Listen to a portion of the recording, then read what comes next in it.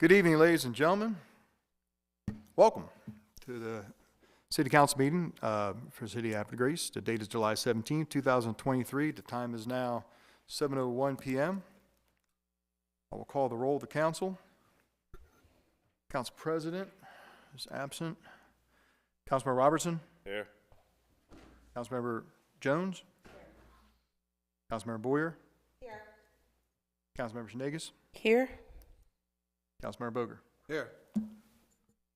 Thank you very much. The council president reached out to me right before the meeting and is feeling rather under the weather, so I wish him well. Hope he feels better soon. He hates missing the meeting. Please join me for the Pledge of Allegiance and opening prayer.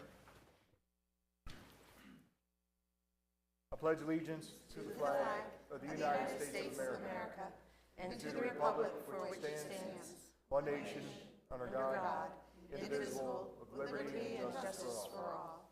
If I could ask everyone to kindly remain standing, as it gives me great pleasure to welcome Pastor Jim Sterner of the Webster United Church of Christ. It's good to see you back in the chambers again, sir. Welcome. Good to be here. When I'm not here, I'm in New York, and often on a Monday night, I am in New York. But the good news is, on Saturday, I saw a Maryland crab in the Hudson River. So I think that's good news, but I'm not sure. Anyway, I bring you greetings from Webster Church up on the hill. We will be celebrating our 100th anniversary coming up this year in 2024. So it's an exciting time to be at Webster. So let us quiet our bodies and quiet our minds and lift up our hearts to God. Creator God, we come here on a Monday night with poor air quality alerts and hot heat, and yet we're here. We're here in one of the most beautiful spots on the planet, where the Chesapeake Bay meets the Susquehanna River, and we thank you for that. And we thank you, God, that we're here, and with the exception of our president, we have our health right now, and we're able to do your work. God, there are many places that this council could be tonight, and yet they're here. They choose to be here because they love our city, they love the work that they do, and they love their people. And we're thankful for that. We're thankful for their commitment. We're thankful for their integrity. We're thankful that they listen to their community. God, we know that once we know something, we can't unknow it.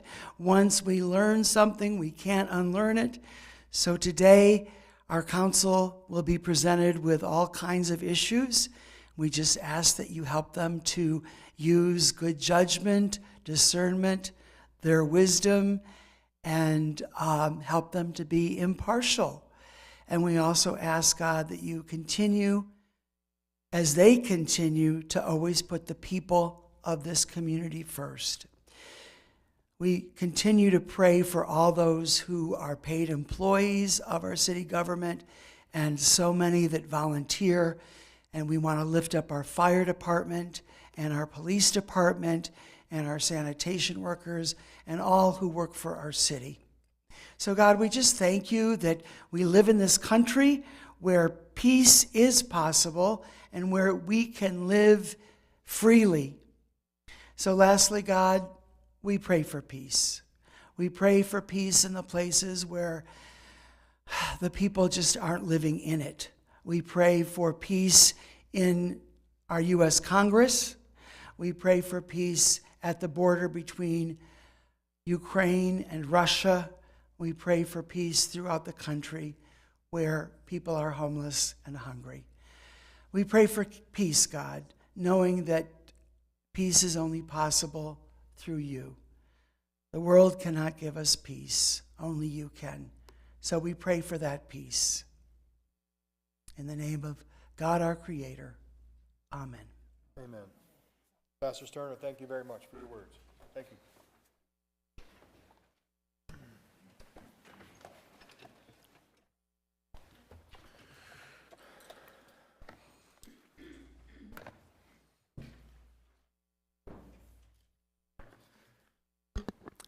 Item 5, approval of the minutes, City Council meeting minutes from June 20th, 2023. Do I have a motion to approve? Second. Motion by Councilmember Jones, second by Councilmember Janegas. Questions or comments? Yes, Mayor, I'm going to be abstaining from that vote. I was not here that day. thank you. Any other questions or comments? All those in favor say aye. Aye. All opposed say nay. Motion to approve City Council meeting minutes of June 20th, 2023. Carry 1, 2. Did you vote, Councilmember Jones? Okay, 4-0 in the affirmative. Thank you. Item B, City Council public hearing minutes from July 3rd. So just as a reminder, we did not have a quorum on July 3rd. We had a scheduled council meeting. We have to have 4 council members present to have a meeting. We only had 3. Some council members were unable to make it due to other commitments that evening. But there were a couple people in the audience that evening. Even though we didn't open up a council meeting, we allowed citizens to talk to the council members who were here and the staff. And so we did have some public hearing minutes from July 3rd. So we just to approve them for the record. We're going to vote on the 3 council members who were here that evening and to say a motion to approve the public hearings. Mayor, I make a motion to approve the notes from the public hearing from July 3rd. Thank you, Councilmember Boyer. Do I have a second? Second. Second by Councilmember Janegas. All in favor say aye. Aye. All opposed say nay. Okay, the public hearing meeting minutes of July 3rd were approved by the 3 attending council members, 3-0 in the affirmative. Thank you very much, council members. We're going to go to item 6, which is comments from citizens. At this point of the council meeting, if you are here this evening because you wish to speak on an agenda item, now's the time to do so. If you're here tonight because you want to speak on any other matter of city business, now's also time to do so. But customarily what I do is any citizen that filled out a form ahead of time, I'll call on the forms first, and when we're done the forms, I will call on anyone at large who wishes to speak to the council. Everybody cool? Okay. So I'd like to call forward Ms. Carol Allen.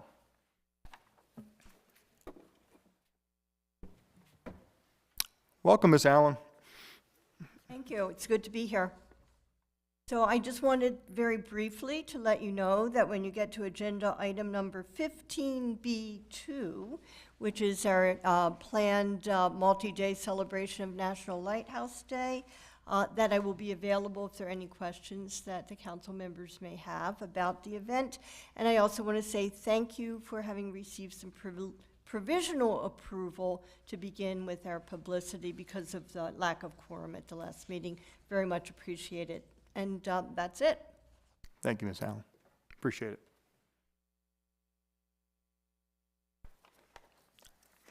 Okay, the next citizen I'd like to call forward, forgive me if I do not pronounce his name correctly, but Nayeli Mowbray?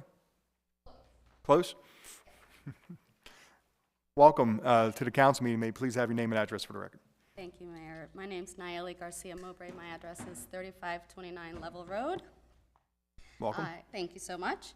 I'm here on behalf of the Green Team, and I would like to talk about item 13C, ordinance number 11112 concerning the composting. So the food waste program has been highly successful, and we really want to thank the mayor and city council for your support. Some recent highlights to share is that we've added a 5th bin in February. That was also to accommodate the increase of pizza boxes, and as we know, they're very bulky, so we created a very fun video as a PSA announcement of what to do with the pizza boxes. We released that in April, and we want to estimate about 118,000 pounds have been diverted since the program opened up in June 2020. It is one thing that, as my family of 3, we take advantage of very regularly, and I'm here in support of the program, as is the Green Team. That's it. Thank you very much. Appreciate it.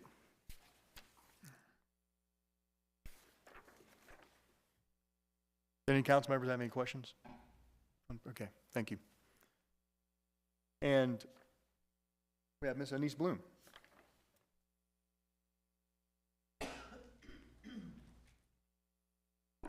Welcome, Ms. Bloom. May we please have your name and address for the record? Good evening. Anise Bloom. I'm at 139-141 Weber Street here in Havre, Grace. Good evening, everyone in the chamber and those folks watching digitally at home. Anise Bloom for citizens' comments, and I am speaking to agenda item 15 under new business, item BIII. So I just want to give you a little bit of background while you're looking for that. I am the current project leader at the Heirloom Victory Garden, which was established in 2018. It is indeed a Havre de Grace Green Team project, which has a 501c3 status. One important fact is that we have exhibited a high degree, pardon me, let me rephrase that. We have exhibited an extraordinary degree of stewardship for the city property, and we are currently operating under a memorandum of understanding for the Moore family homestead property. 2, we have an all-volunteer group under my direction that grows, cultivates, harvests, and distributes fresh crops to 3 local food pantries. We can always accommodate more volunteers. To maintain and operate this activity, it takes dedicated people, power, and money. This brings us to the submitted application for the yoga activity and tour at the garden to broaden awareness through this fundraising activity. Are there any questions, Questions, council? Nope. comments? Councilmember Boyer. So you know this is my very favorite question to ask you, and I ask you this all the time. So far, what is your grand total for the Victory Garden for donations to our community? With our late start with Mother Nature, we are just about at 300 pounds from our living crops, from our living pantry. We finished up last year with 1,920 pounds, and we have forecasted 2,000. We want to go for 2,023 pounds. That's what we want to go for. So we'll see. It looks like we only have 17 more times to do this with our poundage. We're looking pretty good. Awesome, you're wonderful, thank you. Any other questions? Thanks, Ms. Bloom. Thank you. That is all I have for the pre-filled out form. So at this junction, just please raise your hand if you wish to speak. Sir. Good evening. Welcome, and welcome to the City Council meeting. May you please have your name and address for the record. Sure, sir. It's Kyle Hurst, 311 GoldenEye Court, Havre Grace. Welcome. So I filled one out online, sent it in, but I guess it got lost in the... I know you did it for the last meeting, but it's, Oh, okay. My apologies. no worries, no worries. So I'm the owner of Battery Island Brewing Company. I'm here just to discuss with the council the proposal to lease the right-of-way between 101 North Washington Street and the sidewalk at the corner of Washington Street and Congress Ave. It's not a huge space. It would be the purpose for outdoor seating, of course in accordance with the Harford County Liquor Board regulations.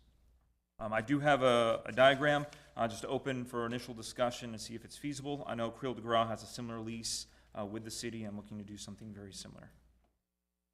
And I'm open to questions, and if anyone would like a diagram, I can pass it around. Do you have a copy of it? Yes. Hand it to the Director of Administration, please. Yeah, the dimensions are pretty rough. We'd probably need to remeasure them to get the exact specifics, but what I'd be looking to do is either permanent or temporary fencing along that area, replace the door, the stairs, possibly a pergola if time, money, and if I'm permitted to do so, to make it kind of a nice seating area for my customers, as well as kind of anchor the visualization of that corner of downtown along Washington Street. There's not much there right now. Okay, any questions from the council? Councilmember Boger? Yeah, I just had one. Is there any, would there be any attachments to the existing structure here?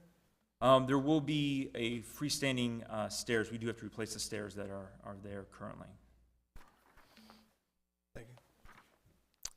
Councilmember Boyer? So what is the process that he should be going through from this juncture? What is he needs to submit an application? I've never dealt with an outdoor cafe here, and it's not really in our rules. For licensing and lease agreements, we've put on the agenda with whatever evidence we needed, and then the city attorney usually puts together some contract form that all of you look over, and it's discussed, and then it's voted on. Okay. Any other questions? Councilmember Shenegi? Yes, have you had an opportunity to speak with your business neighbor about the proposed? Chris's Barbershop, yes, Yes. and my landlord, of course, Mr. Okay. Banks. And are they in agreement? Yes. Okay, great. So, and you said you were going to fence it off. Would you have a gate or? Yes, there would be a gate, but for liquor board purposes, that would be remained locked during hours of operation. How would you have an exit plan in the event of It an would have to be emergency? through the building. I've seen some other places that have outdoor seating with outdoor drinking. One comes to mind, it's in Aberdeen, where they do not allow anyone to exit the outdoor seating area through the outdoor area. They have to go through the building.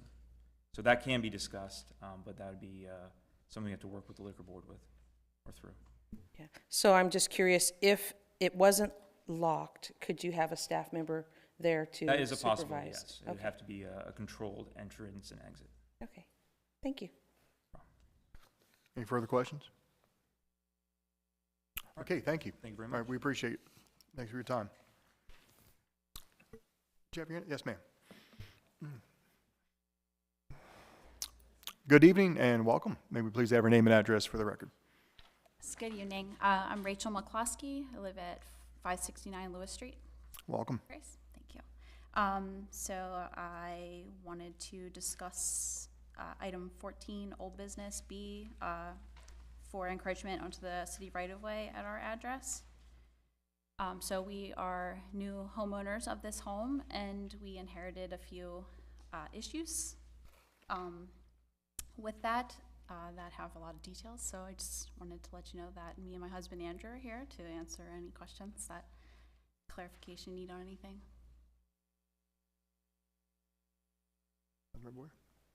So could you just tell us, did you know that there were problems before you bought the property? So, not really. So the in-town living is kind of new to us. So when the house went on the market, this was in early March of this year, I emailed the planning department. I got into contact with Marissa, who was very helpful, and we discussed some of the attributes of the property. One thing being that the house, which predates 1900, goes over the property line on the right-of-way side of the street on Stoke Street, and that was previously approved and continued. One issue that Marissa did note was that there was a patio put in at the back of the house that wasn't on any building plans, but it went up to the edge of the house, so in turn went into the right-of-way as well. One of the specific reasons that I was emailing the planning department was to discuss options for a fence. And Marissa kind of assured me that it wouldn't pose an issue necessarily, that it was a common thing in the city and that it would just require a license agreement. Since then, we have already chosen to change our approach for the fence, and it's completely contained on our property. But obviously, the patio still poses an issue because it's already there and it's concrete. Another issue that came about that I wasn't aware was an issue is that our HVAC unit was installed as well on that side of the house, and in turn is encroaching into the right-of-way. And I wasn't aware that that would be an issue. Did you look into getting the HVAC moved? Yes, so I spoke with Moon Air. Steve Moon, the owner, came out to my house and talked with me for a while about our options for moving it, so it was no longer in the right-of-way. And he told me that there's really not very good options because there's no crawl space or attic access in our home, and so the only real option is to extend the pipes and move the unit to the back of the house. And it would either have to be on our patio or cantilevered off the side of the house, but he did note that that would reduce the life of the unit because it has a factory seal refrigerant that would be lost if we moved it.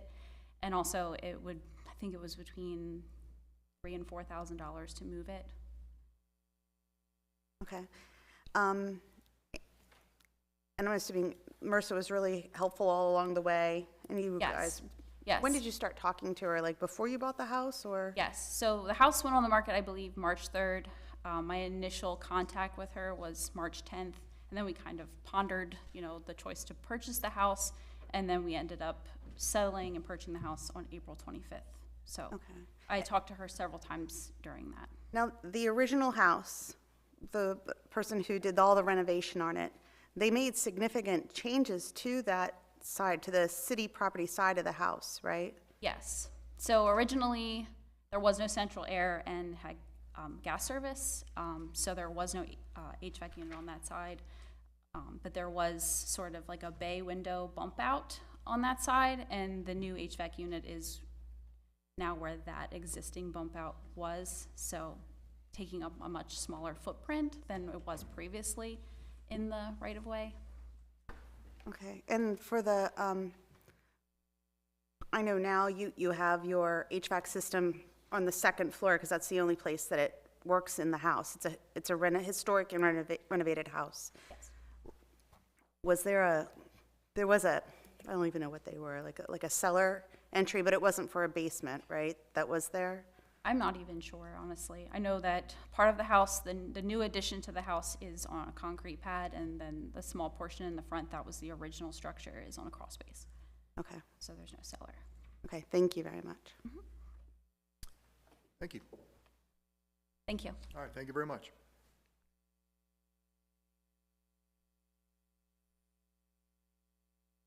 Okay, we are still under citizens' comment, whether it's for agenda items or general city business. Who else wishes to address the council? Any final comments from the council members? Okay, sir. Why the gentleman's still here from Battery Island? Oh, he left. Okay. We'll reach out to him, but we'd like to have his request in writing so we can generate an agreement. We have his name and number. Okay. Thank you. Yep. Thank you. Okay, we will move on from item number 6 to item 7, which is appointments. We have a few appointments. List of wonderful citizens being perfectly willing to give up their valuable time to serve the great commissions of the city of Havre Grace. So this is really good stuff here. So most folks tonight are reappointments, people who currently serve on city commissions and whose term have expired, and the council will be voting on a reappointment. And I believe we do have a new appointment as well this evening. So we'll do this by each commission. And there is a slew of reappointments for the Cultural Exchange Commission, and I'll hand that off to Councilmember Boyer. Was that? Oh, I'm sorry. You know what? Board of Appeals. I'm sorry. My mistake. Board of Appeals is first. Board of Appeals, Councilmember Schneges. Good evening, Council, Mayor. I move to reappoint Bill Putland, I'm sorry, I mispronounced that, to the Board of Appeals.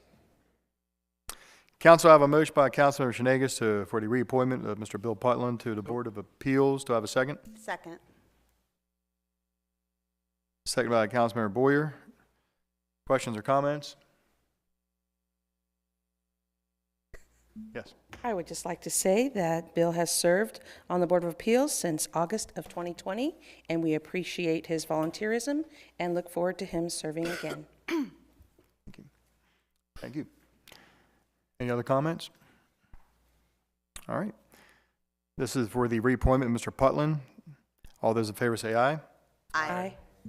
All opposed say nay. The reappointment of Mr. Bill Putland to the Board of Appeals is approved, 5-0 in the affirmative. Thank you, sir. Appreciate it. Okay, item B, Board of Elections appointment. This was supposed to go to the council president, but he is not here this evening. Councilmember Shenanigans, would you like to make the motion? Thank you. At this time, I make a motion to appoint Carol Barnett to the Board of Elections Supervisors. Council, I have a motion by Councilmember Shenanigans for the appointment of Ms. Carol Barnett to the Board of Election Supervisors. Do I have a second? Second. Second by Councilmember Boyer. Questions or comments? Ms. Barnett, we appreciate your interest in serving on the Board of Elections. It's a very, very important responsibility, and we appreciate you stepping up and putting yourself forward to serve our community. Thank you. Thank you, Councilmember Shenanigans. And I'd just like to say, I know this is a brand-new appointment. I want to thank Ms. Barnett personally. I know she's no stranger to service to the city of Havre de Grace. I spent her life serving her citizens with the Havre de Grace Ambulance Corps. So thank you for being willing to serve on the Board of Elections as supervisor. Any other comments? All those in favor say aye. Aye. Aye. All opposed say nay. The appointment of Ms. Carol Barnett to the Board of Elections Supervisors is approved 5-0 in the affirmative. Item C, Councilmember Boyer. Thank you, Mayor. I make a motion that we reappoint Wanda Boker, Maura Burton, Morgan Jones, Vicki O'Keefe, Chris Stathis, and Deb Stathis to the Cultural Exchange Commission for another term. Council, I have a motion by Councilmember Boyer. Do I have a second? Second. Seconded by Councilmember Boker. This is for the reappointment of a bunch of people. No, I'm kidding. No. This is for the reappointment of the Cultural Exchange Commission, the members who went to Mumbles in 2019 and who are doing an awesome job, who hosted the Mumbles people who came here last October, and they're all slated to go back to Mumbles this September. And they do all this on their own dime. They all pay for their own trip, and they do it for goodwill for the city of Havre de Grace.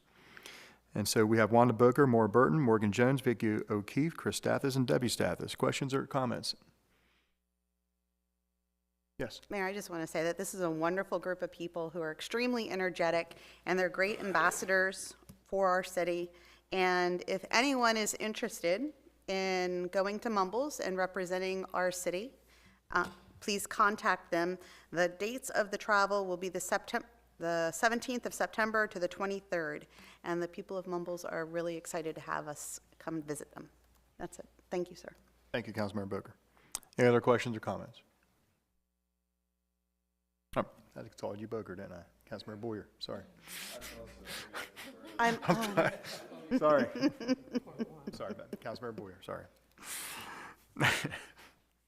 Now, I was thinking about Johnny because you went to Mumbles too. That's why I was thinking Boker in the back of my Yeah, mind. Roger, well, she's, and Councilmember Boyer also said that they're all great people. I beg to differ, but that's okay. We had a few rascals on the trip. It was all good. Roger. Thank you. Okay. All those in favor say aye. Aye. All opposed say nay. The appointment of Wanda Boker, Maura Burton, Morgan Jones, Vicki O'Keefe, Chris Stathis, and Deborah Stathis to the Cultural Exchange Commission, the reappointment, carries 5-0 in the affirmative. Item D, we have Economic Development reappointment. Councilman Robertson. Thank you, Mr. Mayor. Mr. Mayor, fellow council members, I move to reappoint Mr. Warren Hartenstein.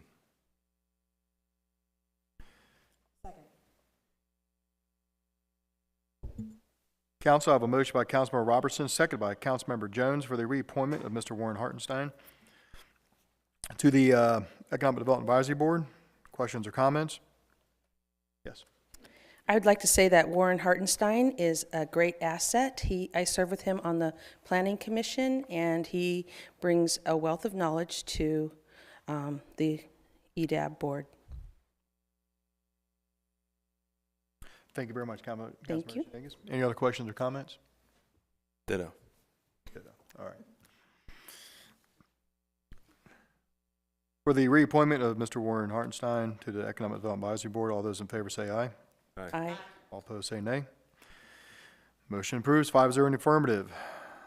Item E, Councilmember Jones. Yes, I move that we reappoint Roger Lee to the Historic Preservation Commission. Second. Council, I have a motion by Councilmember Jones, seconded by Councilmember Shenanigans. This is for the reappointment of Roger Lee. Questions or comments? All those in favor say aye. Aye. All opposed say nay. Roger Lee stays on the Historic Preservation Commission. 5-0 in the affirmative. Thank you, Mr. Lee. Item F, Street Traffic and Safety Advisory Board, Councilmember Boyer. Mayor, I move that we reappoint Cheryl Coleman to the Street and Traffic Safety Advisory Board for another term. Council, I have a motion by Councilmember Boyer. Do I have a second? Second. Second by Councilmember Robertson for the reappointment of Cheryl Coleman to the Street Traffic Safety Advisory Board. Questions or comments? Yes. Mayor, Ms. Coleman is an absolutely amazing woman. She serves as the secretary for the advisory board. She has an amazing historical knowledge and passion for our city, and she has been absolutely instrumental in helping us identify a location for our meetings. We were going through a period of time, we had a couple of conflicts on where to meet, and she was able to allow the use of it at the Colored School, and it's been wonderful. We've had a lot of members of the community be able to participate by having it there. So very appreciative of her service. Thank you very much, Councilmember Boyer. Any other questions or comments? For the reappointment, Ms. Cheryl Coleman, all those in favor say aye. Aye. All opposed say nay. Cheryl Coleman reappointed to the Street and Traffic Safety Advisory Board, 5-0 in the affirmative. Item B, a Tourism Advisory Board appointment, Councilmember Jones. I move that we reappoint Ron Browning to the Tourism Advisory Board. Council, I have a motion by Councilmember Jones. Do I have a second? Second. Seconded by Councilmember Boger. This is for the reappointment of Mr. Ron Browning to the Tourism Advisory Board. Questions or comments? I'll just say, thank you, Mayor. I'll just say that, Ron, welcome back to the tab. You're an incredible staple to the community, your wealth of knowledge, especially based on the museums, your involvement in the Chamber of Commerce. The Living War Museum at the American Legion has proved to be super invaluable, and really appreciate all the time and effort and that wealth of knowledge that you carry up there. I really appreciate that, and thank you. That's all I have, man. Thank you, Councilmember Boger. I too would like to say welcome back, Mr. Browning. I really enjoyed working with you and looking forward to working with you, continuing with your commission. Thank you. Any other further questions or comments? All those in favor say aye. Aye. All opposed say nay. You're back, Ron. Back on the commission. How many years do you have on it before? Like 20-some years? Wow. Wow. Whew. Okay. Well, thank you. Appreciate it. Like I said, we're looking forward to continue working with you. Okay, and we're going to go down to the Tree Commission and Councilmember Boyer. Mayor, I move that we reappoint Kirk Smith to the Tree Commission for another term. Second. I have a motion by Councilmember Boyer, seconded by Shenanigans. Robertson. Yeah, Robertson. I'm sorry, I didn't hear you. I apologize if you said it before. Okay, I'll go Sinead. All right. Councilmember Sinead, it's got to be Mike to win. That mic ain't on. Okay, motion by Boyer, seconded by Councilmember Sinegas. This is for the reappointment of Mr. Kirk Smith to the Tree Commission. Questions or comments? Yes. I just want to let everybody know that Kirk has been a great asset to the Tree Commission. He's a proud veteran. He's self-proclaimed, speaks for the trees, and he is a well-known mycologist in town. I had to look that one up. Now y'all can look that up too. Thank you. Any other questions or comments? All those in favor say aye. Aye. All opposed say nay. The reappointment of Mr. Smith to the Tree Commission is approved 5-0 in the affirmative. So that takes us to item 8. Thank you very much, Council, for all the reappointments. We actually have one brand new person to a commission. That's going to be Ms. Carol Barnett to the Board of Election Supervisors. Could I please call you forward, Mrs. Barnett, so you could take the oath of office?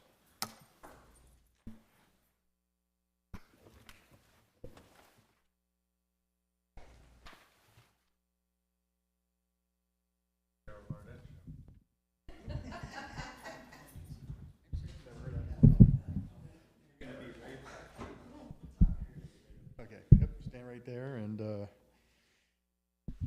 okay, here we go. Ready? All right, I'm very happy to have you on the Board of Elections. Very honored to be on. Carol, here's what I'm going to do. It's going to be a quick oath. All right, I'm going to ask you to raise your right hand and repeat after me. I'm going to say the word I. When I say the word I, please also repeat the word I, but also say your name, okay? I Carol Barnett, do solemnly swear do solemnly swear that I will fulfill that I will fulfill the requirements requirements of the office I'm about to assume, of the office I'm about to assume. that I will support the Constitution of the United States, I'll support the Constitution of the United States, that I will be faithful faithful, and bear true allegiance bear true allegiance to the state of Maryland, to the state of Maryland, and support the Constitution and support the Constitution and laws thereof. and laws thereof. And I will faithfully and impartially, I will faithfully and impartially, without fear of favor or prejudice, without fear of favor or prejudice, discharge the duties discharge the duties as a member of as a member of the Board of Election Supervisors the Board of Election Supervisors. to the best of my ability.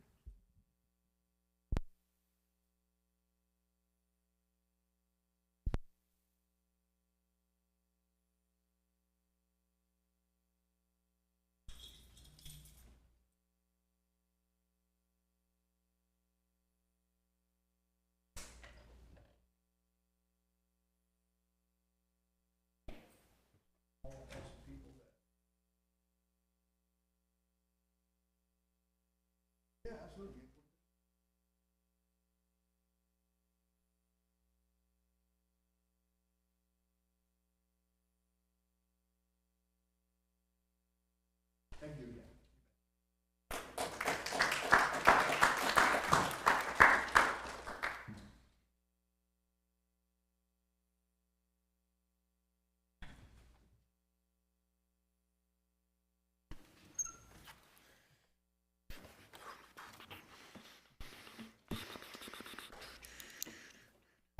Okay, item 9 this evening is going to be recognitions. This evening, there are no recognitions. Item 10, proclamations. There are no proclamations this evening. And that takes us to item 11, presentations. We actually have 4 presentations this evening. All of them are going to be really good and very informative. And the first one, under item A, is the Annual Historic Preservation Commission's 2023 Beautification Awards. And so I guess, how do we do it? Normally, the folks of the commission come up and give a brief background, and then we call everybody up later. Pictures. Pictures? Oh, there we go. Oh, there we go. All right. This is Mr. and Mrs. Wright's home at 700 Revolution. This was a kind of a trashy property for a long time. I mean, there was literally junk all over the place. They had trailers full of junk when the backyard was unable to take any more junk. It was fixed up. The Wrights have bought it. And since they have bought it, you can come up, Mr. and Mrs. Since they have bought it, they have fixed it up lovely. They put the fence in, they put plantings in, there's comfortable, they have a fireplace in the backyard. They have done a lot of work to this house. And the Beautification Award is an award for properties that don't strictly meet the historic preservation guidelines, but have really increased the livability of our city. And these two people have done a wonderful job. Roger, you want to bring up the sign? And as a result of their hard work, they get to put this sign in their front yard. And we really appreciate everything you've done. We really do. Oh, they're not going anywhere. All right, we have another house. All right, these are the McKays. Are the McKays here? Come on up.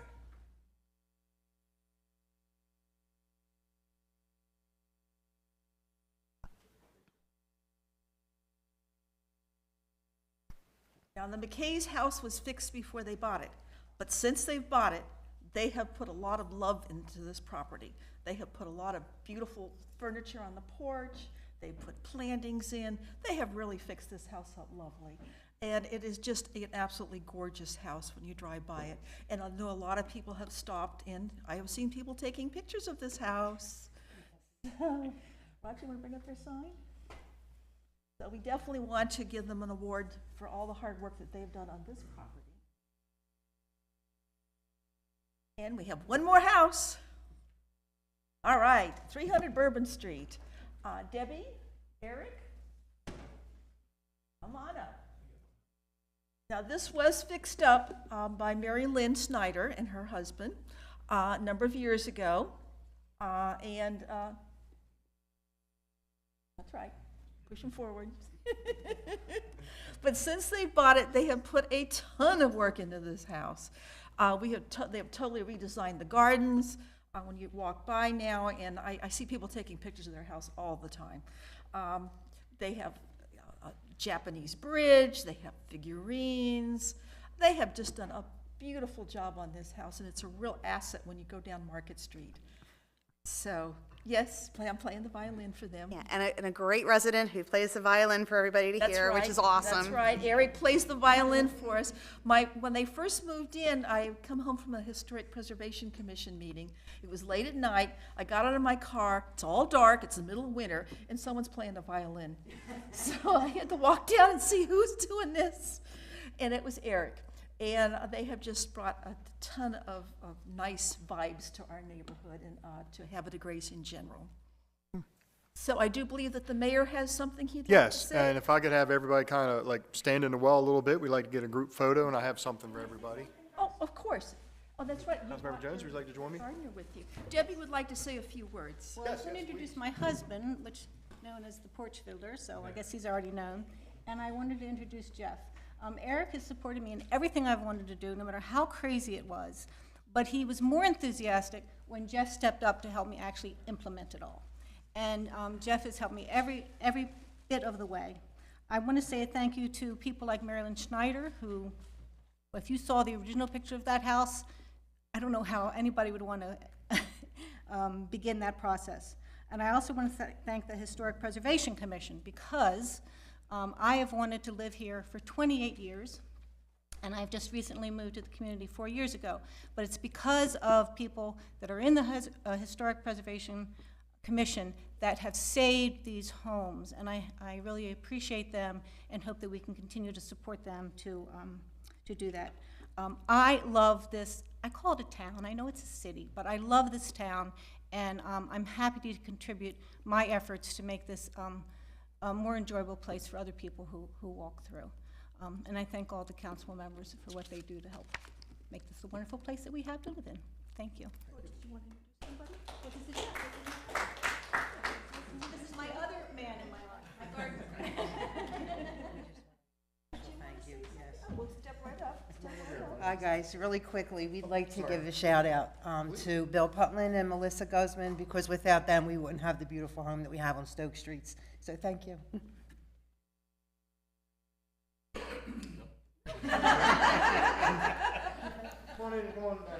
Well, I think John just wants to say that he has great neighbors on South Adams, right?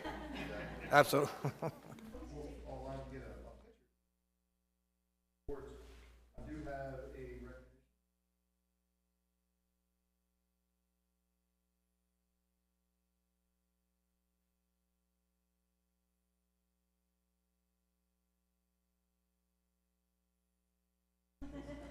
Love the violin. I walk the city late at night all the time. It's just really, awesome.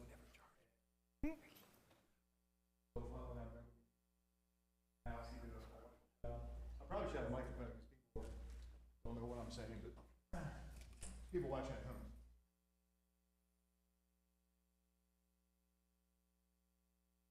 Did I do it right? Nope.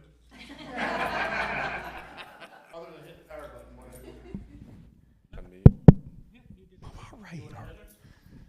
I'm good. I'm good. I just, because no one can hear me at home if my back's on. But anyway, thank you. Wonderful job on Revolution Street. It was, a code enforcement nightmare for years, and we're so happy to have great, awesome, quality citizens like yourself invest in our city. And again, love your Christmas lights that you wrap. I mean, they're beautiful Christmas lights in the wintertime. So even though I don't know all of you personally, I know your homes. You know what I mean? We're all around the city all the time. We walk the city. We drive around the city. And this truly is an example of the citizenry we have that come to the city of Havre Grace and make this town awesome. And but the one thing that you don't have, well, maybe you have it, but I don't know if you do or not, but it's going to make your house even prettier, is a Havre Grace flag.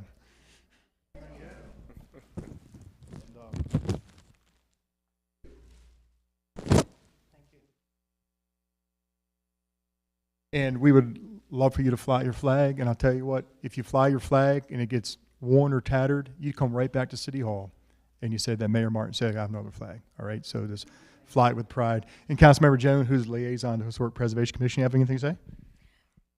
I don't. Congratulations. Well, I guess I do. Congratulations to all of you. I think it's really exciting. I attended the meeting this past week, and I know one thing that we talked about quite a bit was your gardener.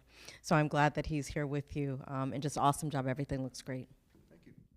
Okay, well, now let's just get a happy photograph, everybody. We'll put the recipients in the front.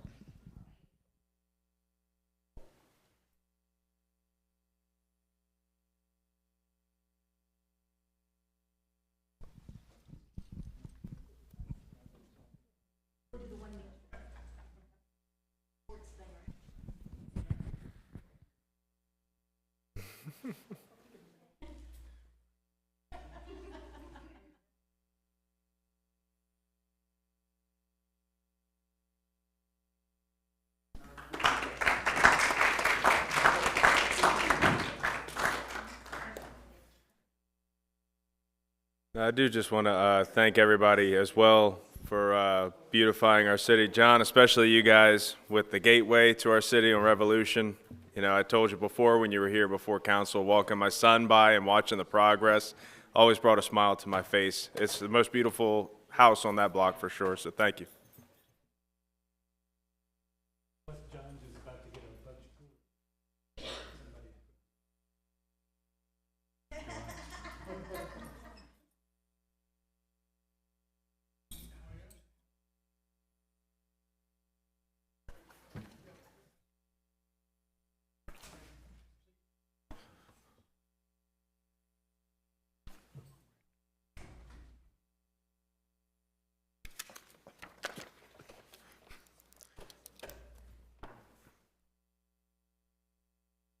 Okay, that takes us to item B, for a post-event report from the Independence Day Commission, the folks who brought you the wonderful parade on July 2nd. Hello. Hello, Mayor, Council, and members of the community. I'm Christy Silverstein. I am the co-president of the commission along with Taryn Martin, and we just want to give our annual report, which we do after this event every year. Just a reminder of the members of the community who are on our commission. Where's the button? That button? This button? That button. This one. Okay. Here we go. Our commission consists of myself and Taryn, Nikki Fournier, Steve Gamatoria Jr., Mike Bracknell, Christina Bracknell, and our newest member is former woman Carolyn Zinner, who was our liaison and now is a member of our commission, and Johnny Boker is our liaison. So we want to thank everybody for all their assistance. This year we held our celebrations on Sunday, July 2nd. We had a parade, we had a concert at Hutchins Park, a concert at Concord Point Park, as well as fireworks. Taryn's going to give you a little bit of info about the events. All right, so thank you all, first of all, for your participation and your help, whether you were a volunteer or a paid city staff member, police officer, DPW, because we think we had a pretty awesome day on July 2nd, and we couldn't have done it without all of you. So to start, the highlight of the day, of course, is the parade, which started right on time at 2 o'clock. We had 125 entries this year, which is our biggest yet, so we're pretty proud of that. 25 musical entries. We had 11 vendors along the parade route. We had over 40 volunteers just for the parade alone, which was also a record for us and really helped us manage the event. We had 6 amazing judges who made some very difficult decisions about the award winners of the parade. And then, of course, we had many, many city staff members, DPW workers, police officers supporting us and supporting the city in the event. We were very proud also to partner with the State Theater again to live stream the parade, and that live stream video stays live on the City of Havre de Grace YouTube page, so it's a pretty awesome thing. We are forever thankful to Miss Pat Venturino for doing all of the photography for the parade, and she willingly shares that with the public and with our parade participants, so that it is a wonderful way to see what they've done. So here are a few of our highlights. Of course, we were very proud to honor Grand Marshal Alan Fair this year as well. After the parade was over, then we moved on. We had a concert at Hutchins Park, which our commission member Nikki Fournier was in charge of. And there were 2 bands this year, Under the Covers and Doc Martin and the Flannels. And it was a very successful event. It is a fundraising event for our commission with ticketed price tickets to get in, as well as beverage trucks that our commission earns all the profits from. So she had over 1,000 people in attendance. There were 6 food trucks. They sold out of food. They sold out of beer and wine. And even better yet, there was a very happy crowd, a great band, and no negative incidents to speak of. So it was just a really wonderful way to kind of cap off that night. One of my favorite parts of the night is the concert at Concord Point Park, where we repeated again the Maryland Military Band, who play a wonderful patriotic selection. We had 10 food trucks down there, all with big long lines. And we had, I think, more visitors in Concord Point Park than we've ever seen there before. It was a wonderful crowd, very patriotic, and of course, it's the best place to go to see the fireworks, which we capped off the night with an amazing fireworks show. If you were nervous whether the fireworks were going to go off or not, that's nothing about the people behind the scenes here who, the messages, the updates, the many people telling them to cancel them, and thank you to the City of Havre de Grace who said, we don't believe the weather reports, we can do this, and you were right, and we did it, and it was amazing. It was absolutely an amazing fireworks show. Special thanks to Bob Denton with the City of Havre de Grace, who's our coordinator now, and a huge shout out to Vulcan Materials Company for donating their time in the tugboat and making that happen for us, as well as the Susquehanna Hose Company, all the people who make it happen, and we're ready to pull those guys off the barge if we had to, but we didn't because it was Havre de Grace and the weather was perfect and the fireworks were amazing. So that was a pretty awesome day. I mean, you know, we plan all year, and the one thing you can't plan for is what you can't plan for. But we couldn't be more thrilled with the way everything worked out and how that all happened. And you know, the key to that is, and we say this all the time, the City of Havre de Grace is our volunteers. It truly takes a city of people to make Independence Day in Havre de Grace happen. So listed on our screen now are some of the jobs that we have people do. The early crew starts at 6 a.m. and the late crew ends about midnight. And so it takes people from the morning setting up tents and setting up coolers, to before the parade, signing our parade participants in, to during the parade, managing participants, judging the entries, helping the ambulance corps with distributing water at the end of the parade route, collecting banner poles. We have a group that carries our sponsor banners for us. And then to move all that onto the concert at Hutchins Park, where we have people checking IDs and selling tickets and checking security. So it's totally amazing. So these are some of our volunteers, and some of your names are up here as well. I'm not going to read them to you, but to us, taking a minute to write down everybody's names kind of made it very special to us. There's people that have volunteered with us for many years, and there's people who did it for the first time that we know will be back next year, because it's the best thing to be a part of, for sure. So Christy's going to talk about some other parts of the events and things, but I just want to say on behalf of the parade committee and the planning commission, or the planning committee, thank you all for what we thought was a pretty awesome day. Okay, so along with our volunteers, we have a tremendous base of sponsors. For anyone who doesn't know, the cost just to put on the parade is over $50,000 to $60,000. So that money comes from a variety of sources. We had about 35 sponsors who donated anywhere from $250 to $10,000 to see this go on. We have begun transitioning all of our fundraising from the Independence Day Commission to the Celebrate the Fourth Foundation, which is a committee of the community projects of Havre de Grace. So you'll start to see more things that are related to fundraising come through under that name. And it began, the first time probably for the public, is when we put out what we call the 21078 letters. So the letters that we mail out to your homes that say, we hope you had a great Independence Day celebration, and if you'd like to contribute, please do so. And that had Celebrate the Fourth. So we had a couple people call and say, is this the same thing? And we had to explain it. Along with that letter, we also participate in events throughout the year, such as the Defenders Day celebration, which is held the first Saturday in May. We had the beer garden there, and we made about $2,000 on that.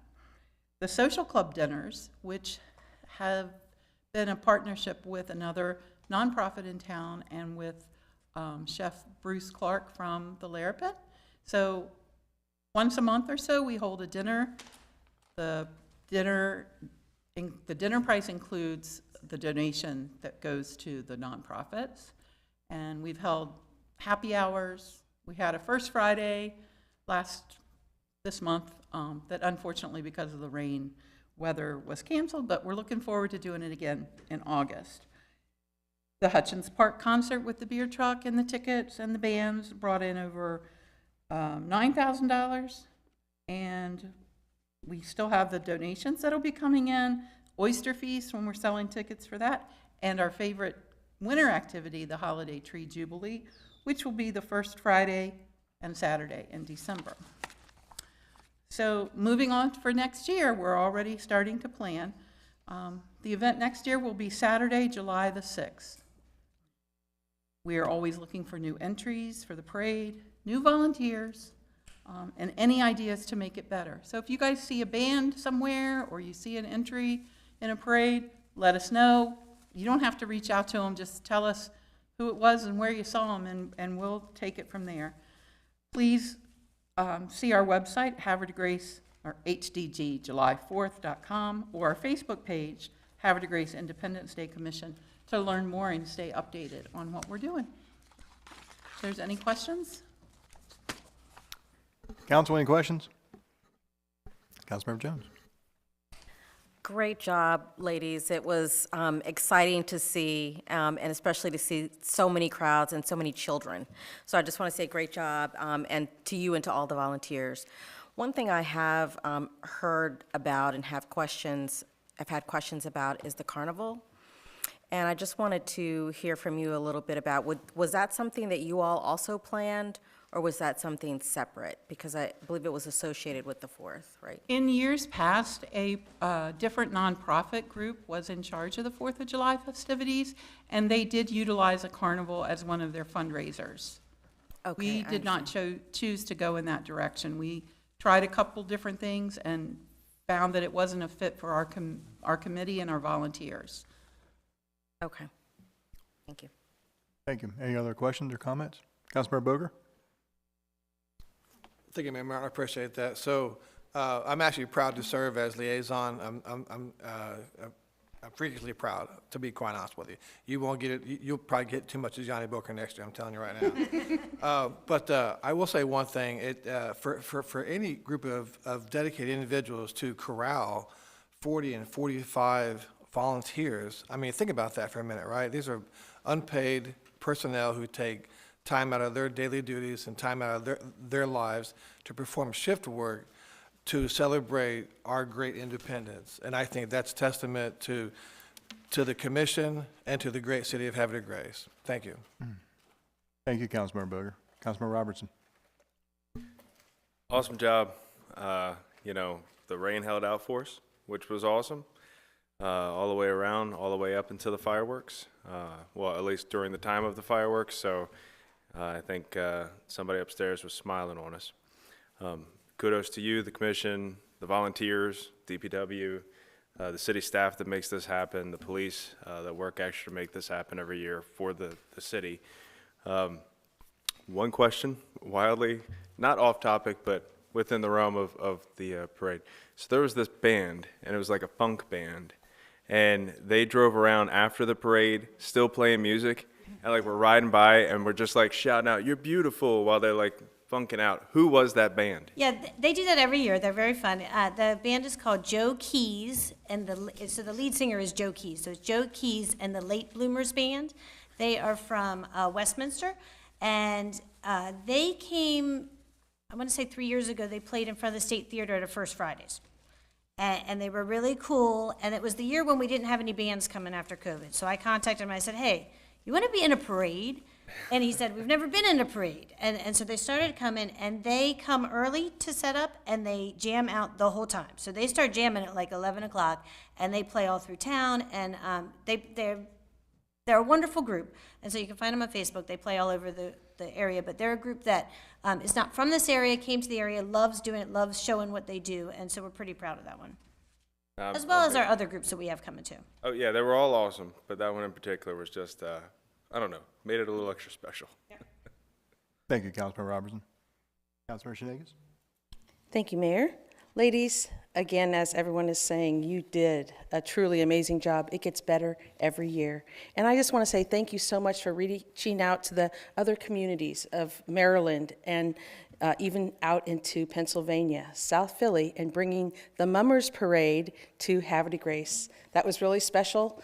It means a lot to my family, and we appreciate that, you know, you brought a little bit of our culture to our home here in Havre de Grace. Thank you, Councilmember Shenegis. Councilmember Boyer? I want to say thank you as well. And I don't know whether, because you're so busy that day, if you take time just to look around and see how happy everybody is, and what you and all your volunteers, everybody on the committee, provide to families within our community. Across the street from me, there's a family that make it a day that everybody comes back to Havre de Grace, to where their parents were raised. They have a cookout. I mean, to say that there is 50 people is putting it lightly. But you guys create this tradition. That's so important, and that's the fabric of what makes Havre de Grace so wonderful. And I really want to appreciate and express to you guys how much I appreciate what you do and how you bring everyone together. And just to look around and see how diverse our community is and how everybody comes out for that one day to celebrate something very important. It's amazing. And I also have a unique perspective where I live because I get to see all the cars coming back. And kudos to the police because I think you guys were under an hour this year. We were. We always start, one year we had 5 minutes. But yeah. I mean, there was a lot of people in town, though. A lot. There did seem to be more than normal. Yeah. Kudos. It's working. People don't like it, but it's working. So, thank you. Thank you all very much.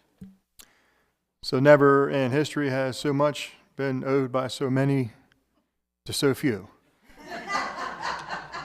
So we know I didn't make that quote up. That's Winston Churchill in reference to the Battle of Britain, but I have firsthand knowledge of the work that about maybe 6 people do all year in preparation for something that hosts close to 10,000 visitors and citizens of our city.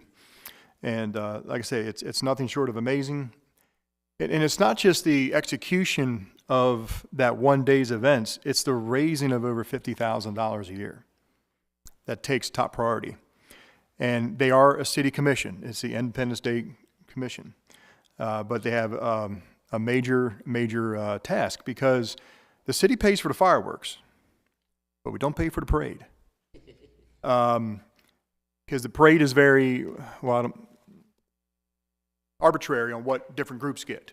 You know what I'm saying? And when you spend government money, you have to have a procurement process. You can't be doing that for pay. I mean, you just basically, they have to raise the money to do the parade.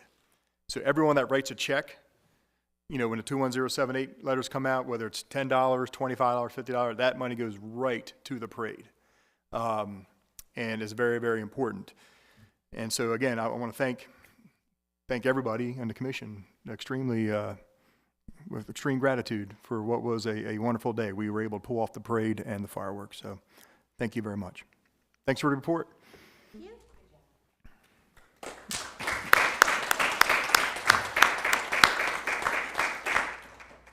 On a side note, now that we brought it up, anybody's listening out there, this might be of interest.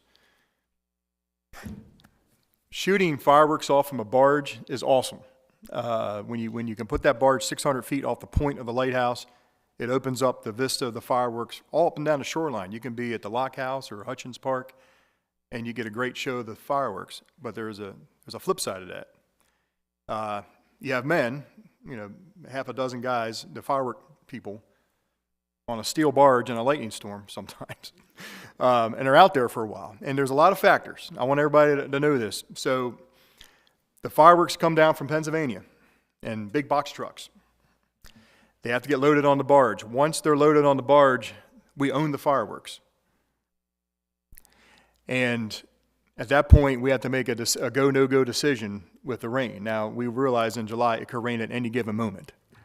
There's a lot of factors going into that. You know, if we keep them on the truck and don't unload them and don't have fireworks that night, we can always use the fireworks another time and we don't have to pay for them. So once they're loaded, we own them. If they get wet and ruined, we still own them. The tugboat captain, Vulcan, is an amazing partner of the city of Havre de Grace. Vulcan Quarries, they have a tugboat that comes down with a crew, and they hook up an old barge that was built in World War II. The only reason Vulcan keeps this big barge is for us. It's too small for them to use for their quarry operations. They just use this barge for Havre de Grace 3 times a year, and we shoot our fireworks off. And they hook up this barge, they bring it down, and they take it to the mooring buoy off the point of the lighthouse. But they have to be back by 6 o'clock on Sunday night. These guys are union, and you know they're doing this for free, and they don't want to get into the whole world of double time and stuff like that. And so you have to make all these decisions. Do we go with the rain? What does the forecast look like? Do we put them on the barge? When's the last minute the captain can leave? You know, the Water Street property, head down and come back. I mean, so there's 100 factors that go into this, and the forecast for July 2nd was so bad that we said, you know what? Do it. And you want to talk about dodging raindrops. I mean, the radar went above Havre de Grace, or the rain went above Havre de Grace and south of Havre de Grace, or I should say north of Havre de Grace. And we just dodged it all night. We saw the lightning in the distance.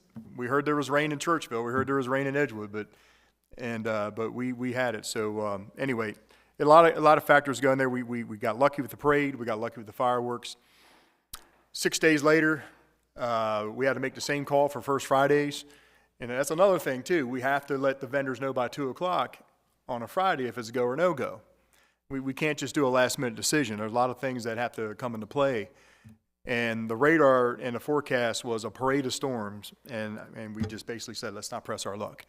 And of course, it was sunny on Friday night, and everybody's like, there was no first Friday. Thanks a lot, city. Anyway, but a lot of factors go into that. Any event that we do, and City of Havre Grace does a lot of events. Public safety always comes first. You get a windstorm, when there's the ratios that come and those tents fly around and kids can get hit and merchandise damage. Nothing's worth that. I mean, the bars and the restaurants and the shops are still open, but nobody wants to get hurt. But I want everyone to realize that your city government always leans a little more on the fun side than the cautious side. So if we ever end up canceling, trust me, it's not because we don't want to do something. I mean, we're kind of like, we'll hold on to the dice a little bit longer if we can to have the event, but if we ever cancel something, please know it's because we have to make a very chosen decision by a certain time, whatever event it is that we have, with the best information that we have. And public safety always comes first. So thank you. Glad we were able to have a good weekend, 4th of July. Item C, Women's War Memorial. Welcome, happy to have you here this evening. I'm scared to be here this evening. Thank you for inviting me. I'm Karen Calvert, and I am the chair, and I hate to correct somebody, but of the Commission to Establish a Maryland Women's Veterans Memorial. That was authorized by Governor Hogan in July of 2022 by House Bill 167. The bill lays out a pretty tough challenge. This is the third commission in an attempt to, I get very emotional, sorry, to honor the efforts of women veterans in Maryland. We have been of funding, design, construction, and placement of a memorial. Our commission was held about 8 years ago. They presented 8 different locations where they wanted to put the memorial. The report was submitted to the governor and to the legislation, and nothing happened. So here we are again, the third time, to try to get something done. I was invited and called by Adam of your, I can't pronounce his last name, I'm so sorry. I can't either. And told me about a wonderful opportunity from the city of Havre Grace to come and look at a property. And we did, and we fell in love. Not only with the property, but with the hospitality and graciousness of your community. I'll get over this in a minute. Where the first goal that we see is we have to have a location. Because what I've been told, and I'm not a creative person, but a designer or an architect really needs to know where they're going to put it, and they can build or design it around the property itself. So that's our first concern. We're not really concerned about funding at this point. When we submit our report in September, we have to have a delegate or a senator in the legislature to step up and say, give them the money.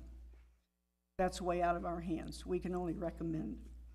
Our main goal is to find a place to put it. We are going to be submitting our final report at the end of September. We have 3 possible locations that basically we need to, as one guy said, we got to sell it. We got to really sell the location we want. The properties are here in Havre Grace, near your lock house, or what you call it, I think. The second one is in Sykesville, which is more in the center of the state, and hopefully will sit on the property of the 2nd Maryland Veterans Home. The third is the Maryland Veterans Museum at Patriot Point in Newburgh, Maryland. Now, all my commission can do is recommend. And believe me, I do not know at this point who makes the final decision. Nobody seems to know. So I've been invited to want to thank you for showing us the property and the effort to possibly to have your city selected, and to answer any questions you might have. I've been sent a proclamation, which I understand you all passed, and that will be a part of the proposal that goes in. But if you have any questions, I'll be more than happy to answer them. Well, I'm sorry I missed you when you came up last time, but I know you're in good hands with my staff members, and they told me every single detail about your visit. I was out of town. But I want you to know that in Havre, Grace, country comes first. And I know you've seen our World War I Memorial, and I know you've seen our Gold Star Memorial and our Alfred Hilton Memorial and our Veterans Park. And those things are very important to the people of Havre, Grace. They've been here a long time. Right. And so like I say, when I heard that the state of Maryland was looking for a location to honor the women in service and war, we would be honored to add that to our city's portfolio. You know, how we've always seen ourselves as a very good, supportive neighbor of Aberdeen Proving Ground with a lot of military families and personnel. So we would be honored to, if we were to receive that award for the location of the monument. And if we don't, we understand. I mean, it's a big state, Right. and it's going to be a big monument, a very important monument. But again, we're very honored to be considered. And I'm extremely happy that you came up here tonight to tell my citizens officially about this great project that Governor Hogan commissioned. And has there been any word from the current governor? I Yes. guess. As a matter of fact, well, the commission was actually appointed by the Secretary of the Department of Veterans Affairs. That's basically who, actually, the junior past secretary, Secretary Owings, was leaving office when this whole thing, the transition was going in. Okay. And I speak frequently with Secretary Woods, and he is very supportive. And I've also spoken personally to Governor Moore, and he also is very much behind the project. Again, I don't know why the last effort failed, the last two efforts failed. But if people who know me, I'm an Air Force veteran, retired.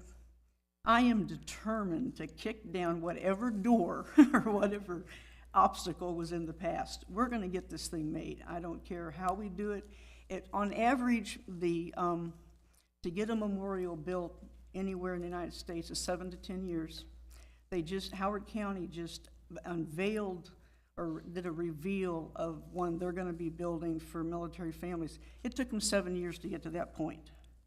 So they just now have their design, so now they still have to raise more money and get it built. So it takes a long time. It's not going to be an overnight situation, and we realize that.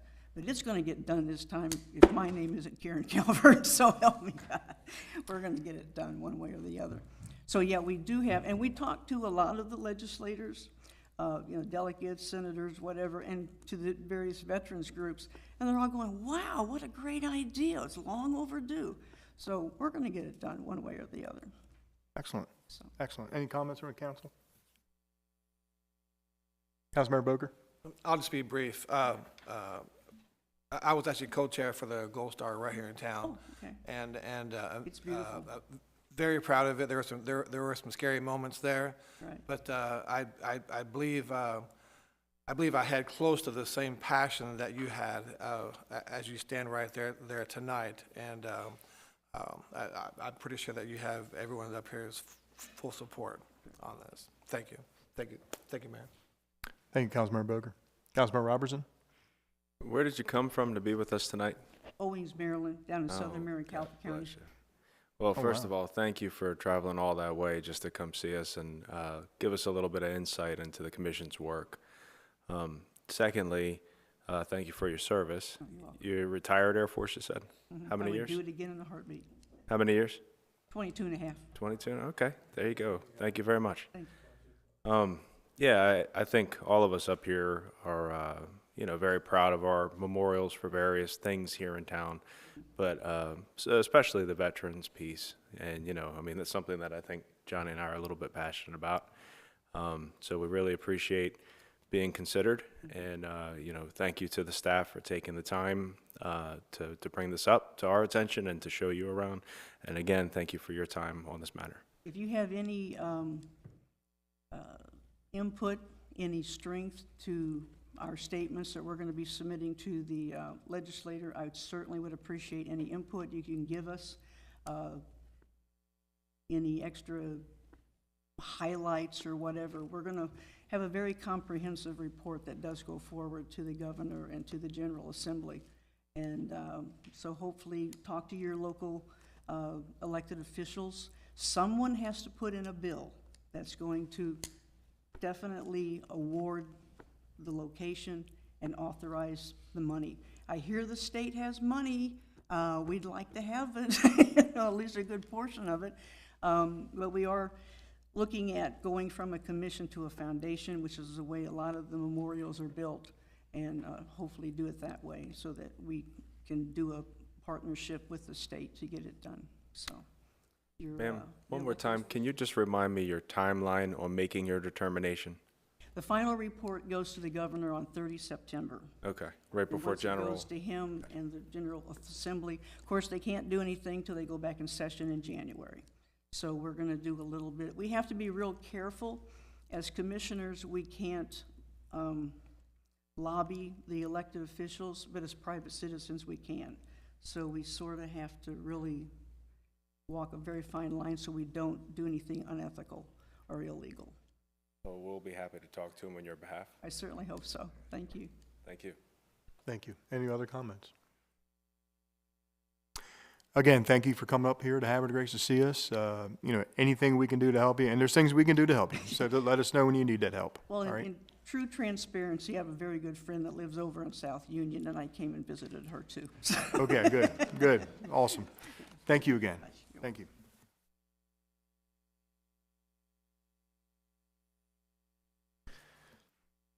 And our last presentation this evening is going to be from our very own Director of Planning, Tim Boissier, on the school capacity report. Good evening, everybody. As most of you are aware, under the city code, the planning department has to report the county numbers on capacity enrollment twice a year. I did that previously, I believe, in January, and the new report just came out for the end of the school year. We reviewed that report, and to make this presentation short, there is no changes according to the county in enrollment or projections for any of the schools. So there hasn't either been a change in policy. So as of now, according to the county, in the 25-26 school year, Havre de Grace Elementary will be over 110% capacity. That was the same that I had reported 6 months ago. There was no other policy changes mentioned in the document from last time, so the plan is still to open another school for special needs students, which will take away some of the population from the different elementary schools, and the plan is to do some redistricting for the 26-27 enrollment year. I have no new information. I can answer any questions anybody has. Council, any questions for Tim? Tim, thank you. You're welcome.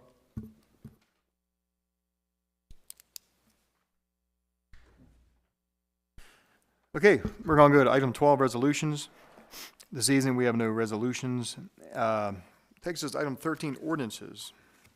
We have 6 ordinances this night. Couple second readings, and then the rest will be first readings. So I'll give everybody a chance to leave.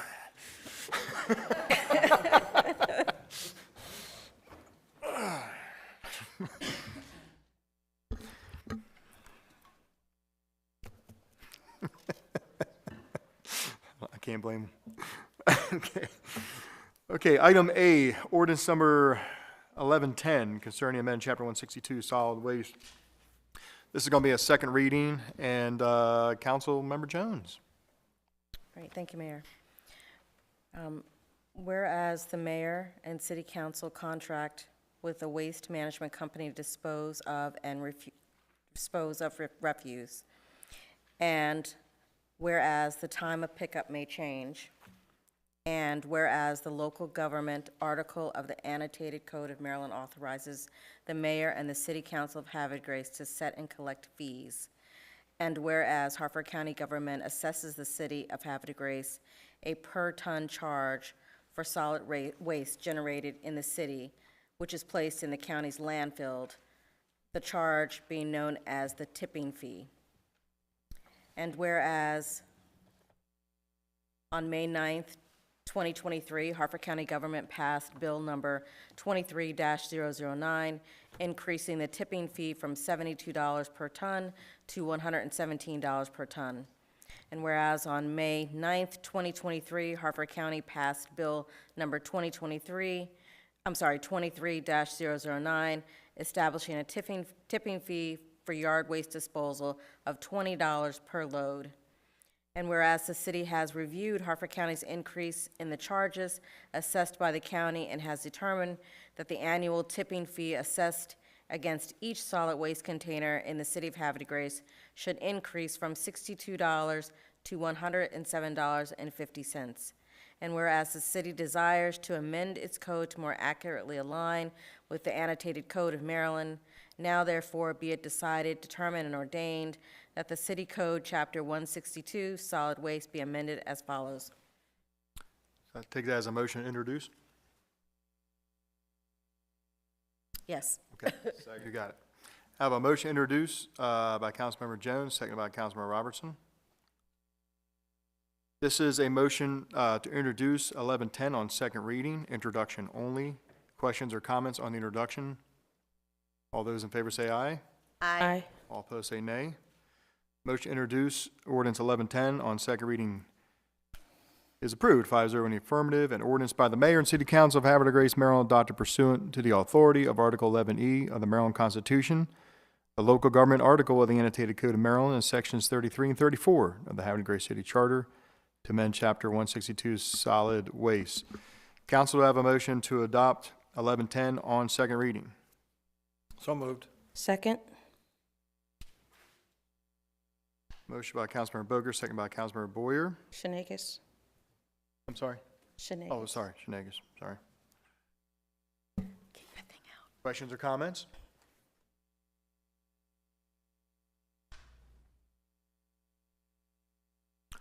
Okay, we're going to do a roll call vote on ordinance 1110.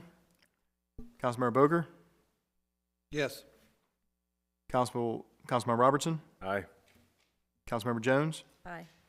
Councilmember Boyer? Yes. Councilmember Shenanigans? Yes. By roll call vote of 5-0 in the affirmative, ordinance 1110 concerning amending chapter 162 solid waste is approved and adopted on second reading. Thank you very much, Councilmember Jones. This rough background, anybody listening at home, the charge that the landfill charges the city of Havre de Grace, and also what they charge Hartford County, is going up. It's called the tipping fee. There's two different things we pay for. One, we pay for the actual contract of having our trash picked up and hauled. Now, this is public trash, not private trash service. But if you're on public city trash, you know, the city pays a contract with the trash collector to come and use their trucks and the employees to pick up trash. But when you go down to the landfill, the tipping fee is what we pay per ton to discharge our waste.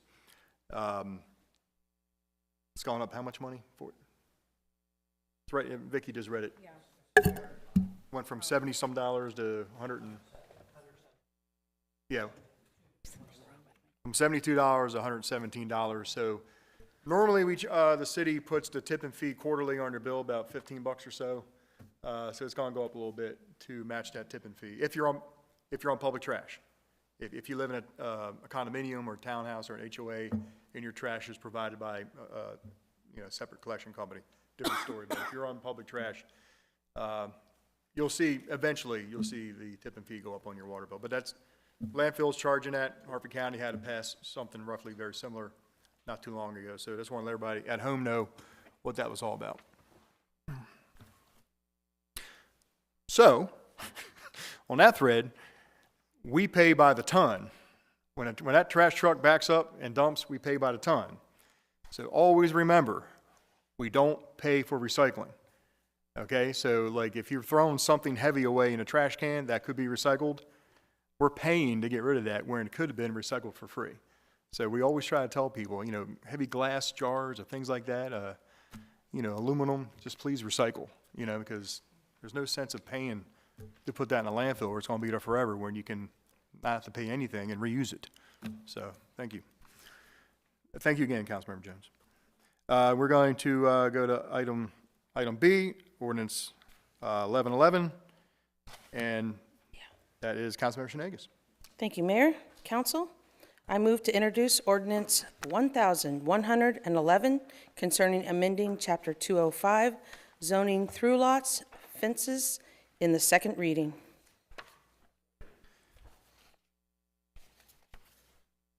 Council, I have a motion by Councilmember Shenanigans and a second by Councilmember Robertson. This is a motion to introduce ordinance 1111 on second reading. This is for the introduction only. Questions or comments? All those in favor say aye. Aye. All opposed say nay. Motion to introduce ordinance 1111 on second reading carries 5-0 in the affirmative. It's an ordinance by the Mayor and City Council of Havre de Grace, Maryland, adopted pursuant to the authority of Article 11E of the Maryland Constitution, the local government article of the annotated Code of Maryland, and Section 33 and 34 of the Havre de Grace City Charter to amend City Code Section 205 zoning. Council, would have a motion to adopt ordinance 1111 on second reading. So moved. Motion by Councilmember Boker, seconded by Councilmember Shenanigans. Yes. Questions or comments? Councilmember Shenanigans. This ordinance will help those folks that live on properties that have a said front or back lawn. If they need to do any improvements, talk to the planning department, and it will help them decide where to locate their improvements, and it will definitely make things a lot clearer when it comes to working with the Planning Commission. So, thank you, Councilmember Shenanigans. Any other questions or comments from council members? Okay. Roll call vote on ordinance 1111. Councilmember Shenanigans. yes. Councilmember Boker. Yes. Councilmember Robertson. Councilmember Jones. Yes. Councilmember Boyer. Yes. By roll call vote of 5-0 in the affirmative, City Council Ordinance 1111 is adopted on second reading. Thank you. Item C, an agreement with the Havre de Grace Green Team. Councilmember Boyer. Thank you, Mayor. I would like to make a motion to introduce ordinance 1112 concerning an agreement with the Havre de Grace Green Team for composting. It's for second reading. Council, I have a motion by Councilmember Boyer, second by Councilmember Robertson. This is a motion to introduce ordinance 1112 on second reading. Questions or comments on the introduction? All those in favor say aye. Aye. Aye. All opposed say nay. Motion to introduce ordinance 1112 on second reading carries 5-0 in the affirmative. This is going to be an ordinance by the Mayor and City Council of Havre de Grace, Maryland, adopted pursuant to the authority of Article 11E of the Maryland Constitution, the local government article of the annotated Code of Maryland, and Sections 33 and 34 of the Havre de Grace City Charter to enter into an agreement with the Havre de Grace Green Team, LTD, as it relates to composting collection with Garrity Renewables, LLC, on city property. Council, to have a motion to adopt ordinance 1112 on second reading. So moved. Second. Motion by Councilmember Boyer, seconded by Councilmember Shenanigans. Questions or comments? Mayor, I'd like to make an amendment to this. On page 2, for everyone who has a copy of it, line 48, we would like to combine this MOU with another MOU that's used for the food forest, so that we just end up with just one MOU instead of having two different documents going through. So therefore, on line 48, where it says, I would like to strike for a period of 1 year and replace it to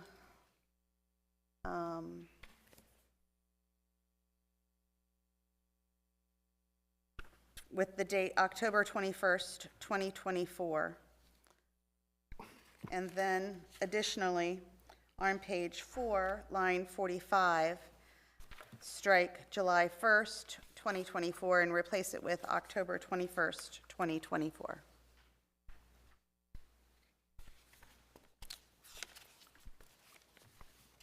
And that's my amendment.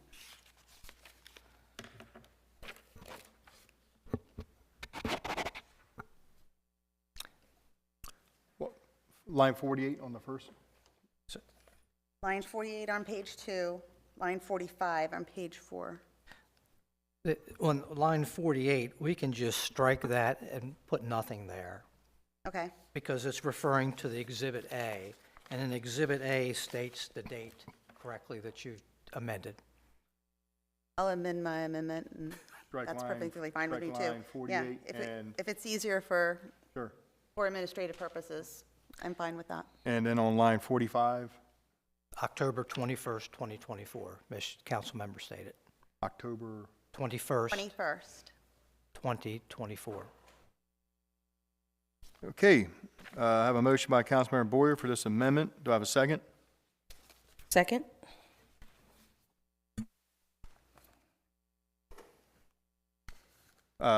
Seconded by Councilmember Shenegis. Questions or comments on Councilmember Boyer's amendment? All those in favor say aye. Aye.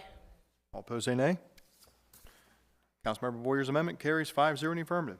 Thank you, Thank you. Councilmember Boyer. Anything else? Yes, I just want to take this opportunity to say that since the pilot project was enacted in 2020, we have not had any issues with the composting location. It has been a wonderfully successful program, and as stated earlier tonight, we have collected over 117,500 pounds of compost, which have been diverted from the city's waste stream. So if you can do the math based off of what we just passed, and we've probably saved the city at least $20,000 based off that math. So thank you. Thank you, Councilmember Boyer. Any other questions or comments? Okay. Ordinance 1112, right? Yeah, I'm sorry. Ordinance 1112. Motion by Councilmember Boyer, second by Councilmember Shenegis. Without any further questions or comments, we'll do a roll call. Councilmember Boyer, Yes. Councilmember Shenegis, Yes. Councilmember Boker, Aye. Councilmember Robertson, Councilmember Jones. By roll call vote of 5-0 in the affirmative, ordinance 1112 concerning an agreement with the Havre Green Team for composting is approved and adopted on second reading. Thank you. Item D, we have a proposed ordinance for first reading dealing with amending portions of Chapter 205 in our zoning, commercial industrial districts. And I will hand off the introduction to our Planning Committee Chair, Councilmember Shenegis. Thank you, Mayor. Council, I'd like to introduce an ordinance concerning amending portions of Chapter 205 zoning in the commercial industrial districts in the first reading. Council, I have a motion by Councilmember Shenegis. Do I have a second? Second by Councilmember Jones. This is a motion to introduce an ordinance dealing with amending portions of Chapter 205 zoning. Questions or comments on the introduction? All those in favor say aye. Aye. Aye. All opposed say nay. Ordinance is introduced, 5-0 in the affirmative. Council, this will be known as Ordinance 1113, an ordinance by the Mayor and City Council of Havre de Grace, Maryland, adopted pursuant to the authority of Article 11E of the Maryland Constitution, the local government and land use articles of the annotated code of Maryland, and sections 33 and 34 of the Havre de Grace City Charter, to amend portions of City Code 205 zoning. Council, I have a motion to adopt on first reading. So moved. Motion by Councilmember Shenegis. Seconded by Councilmember Robertson. Questions or comments? Councilmember Shenegis. As our laws are changing and our communities are growing, the commercial industrial rezoning will absolutely benefit our cities, and I look forward to presenting this to the public and having our council approve it going forward. Thank you. Thank you, Councilmember Shenegis. Any other questions or comments? Okay, we're going to do a roll call vote on 1113. Councilmember Jones? Councilmember Boyer, Yes. Councilmember Shenegis, Yes. Councilmember Boger, Aye. Councilmember Robertson. Aye. By roll call vote of 5-0 in the affirmative, City Council Ordinance 1113, 1113 is adopted on first reading. Are there any objections, council, if we have a public hearing at the next council meeting, August 7th? No objections. Okay. All right. Public hearing on 1113 will take place at 7 o'clock, preceding the next council meeting on August 7th. Okay, item E, ordinance concerning establishing tax credits for vacant lot conversions to public parking in downtown business district. And since it involves tax credits, it's a finance committee issue. I'm going to hand this off to the chair of the Budget and Finance Committee, Councilmember Robertson. Thank you, Mr. Mayor.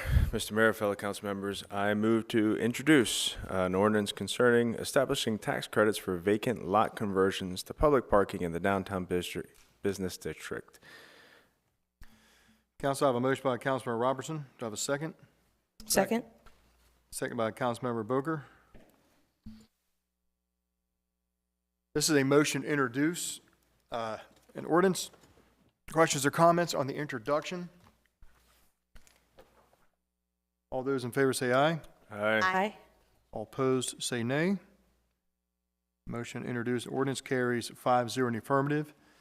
This will be known as ordinance 1114, 1114. An ordinance by the Mayor and City Council of Havre de Grace, Maryland, adopted pursuant to the authority of Article 11E of the Maryland Constitution, the local government article of the annotated Code of Maryland, and sections 33 and 34 of the Havre de Grace City Charter, to establish tax credits for the conversion of vacant lots in the city's downtown business district to public parking.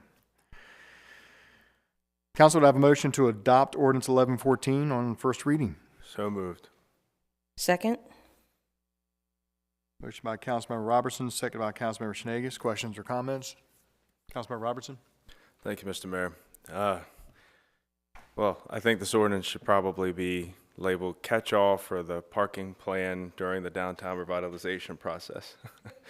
But, you know, I do want to say I think it's forward-thinking. I really appreciate the administration taking the input from council and from citizens and really doing the groundwork to try and identify plans and areas in the city where additional parking can be made available, especially during this project. I think just in our conversations, it would yield a net gain. Is that correct, Adam, in total parking? So, you know, I think this forward thinking, I'm a favor of tax credits, even though it is technically spending taxpayer money.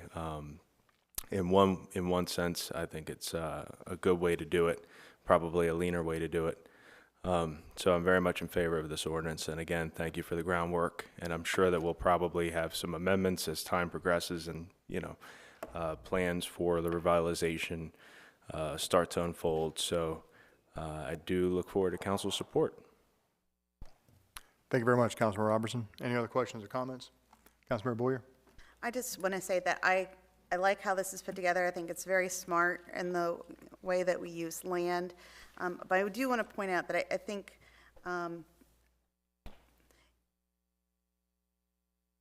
if we're willing to pay landowners the tax rate for use of their property, we should be considering that as well for when landowners ask the city to use our property as well.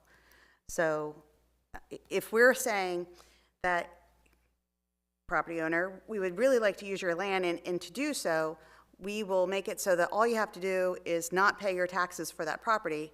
Then the vice versa on that is, if a property owner comes to us and says, you know, I really need to use this property, then the cost to that landowner really should be the same kind of scenario. If we're treating our residents one way, we should be treating the landowners the same way. So I am strongly in favor of this. I think it's well written. I think it's where we need to go in the future with the land that people use for permitted use.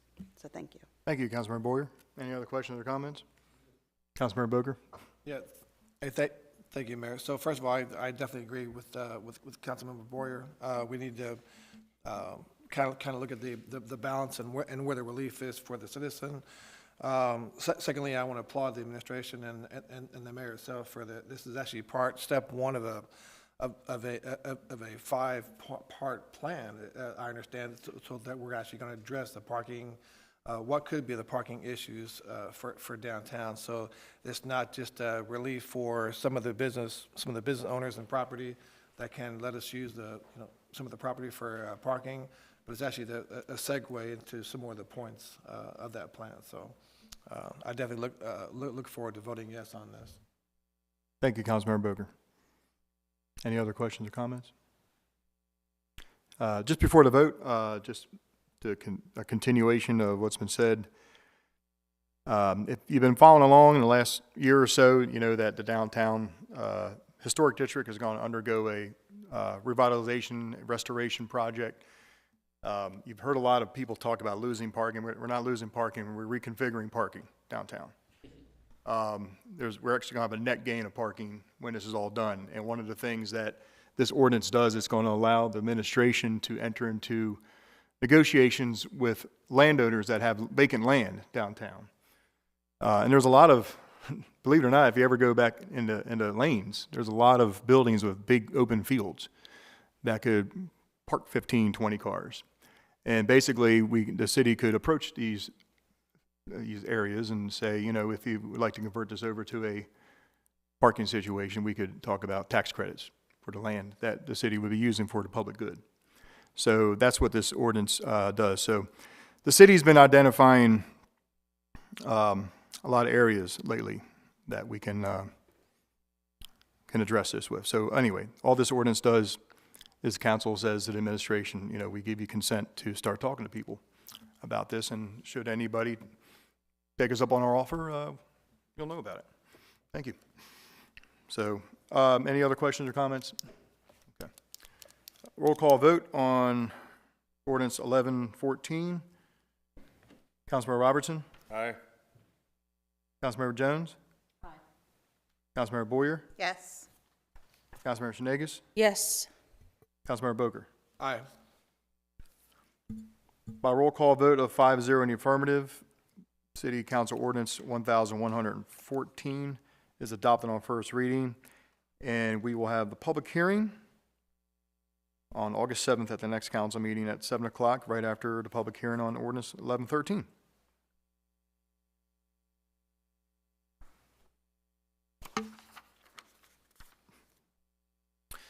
Okay, item F, our last ordinance of the evening is an ordinance concerning changing the traffic pattern on Erie Street. And we'll hand this off to the Public Safety Committee Chair, Councilmember Boyer. Mayor, I move that we introduce an ordinance concerning the changing of the traffic pattern on Erie Street for first reading. A motion by Councilmember Boyer, second by Councilmember Robertson. This is a motion to introduce an ordinance. Questions or comments on the introduction? All those in favor say aye. Aye. All opposed say nay. Council, this is going to be ordinance 1115, an ordinance by the Mayor and City Council of Havre, Grace, Maryland, adopted pursuant to the authority of Article 11E of the Maryland Constitution, the local government article of the annotated Code of Maryland, and sections 33, 34, 65, and 66 of the Havre, Grace City Charter to change the traffic pattern on Erie Street. Council, do I have a motion to adopt 1115 on first reading? Second. Motion by Councilmember Boyer, seconded by Councilmember Shenegis. Questions or comments? Mayor, when you look back on this issue, it all started back in 2008.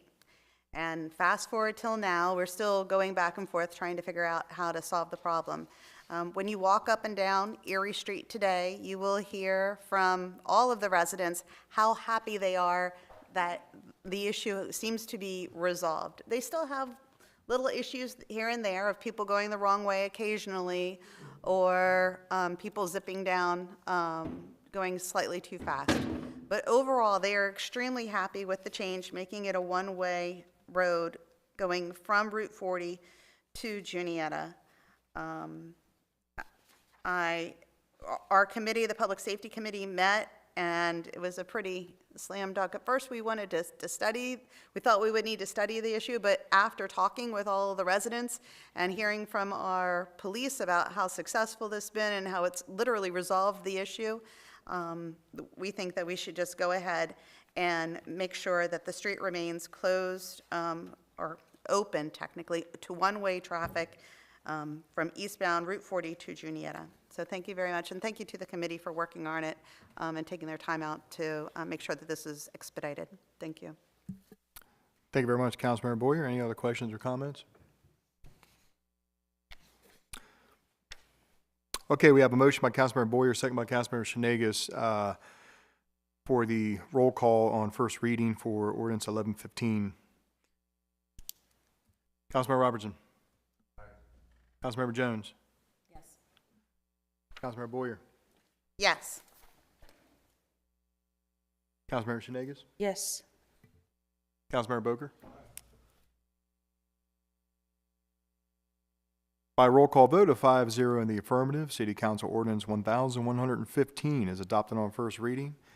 And we will have the public hearing on August 7th, preceding the next council meeting, right after public hearing on 113 and 114.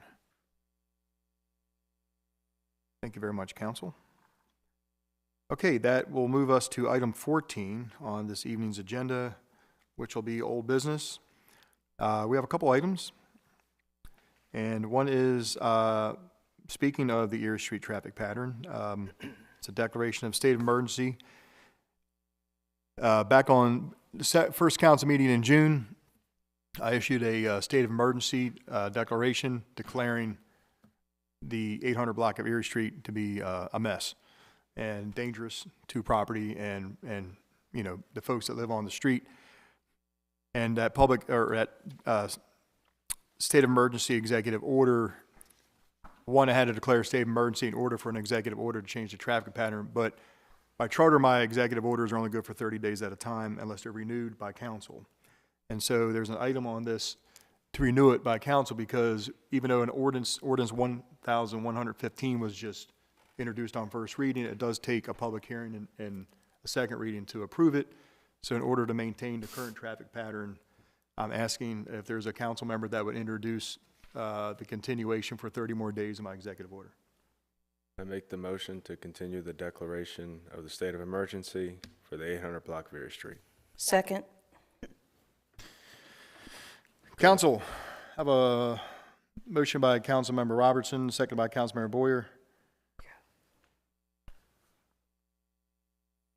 For the continuation of 30 more days of the executive order and state of emergency on 800 block Erie Street to continue the same traffic pattern. Any questions or comments? All those in favor say aye. Aye. All opposed say nay.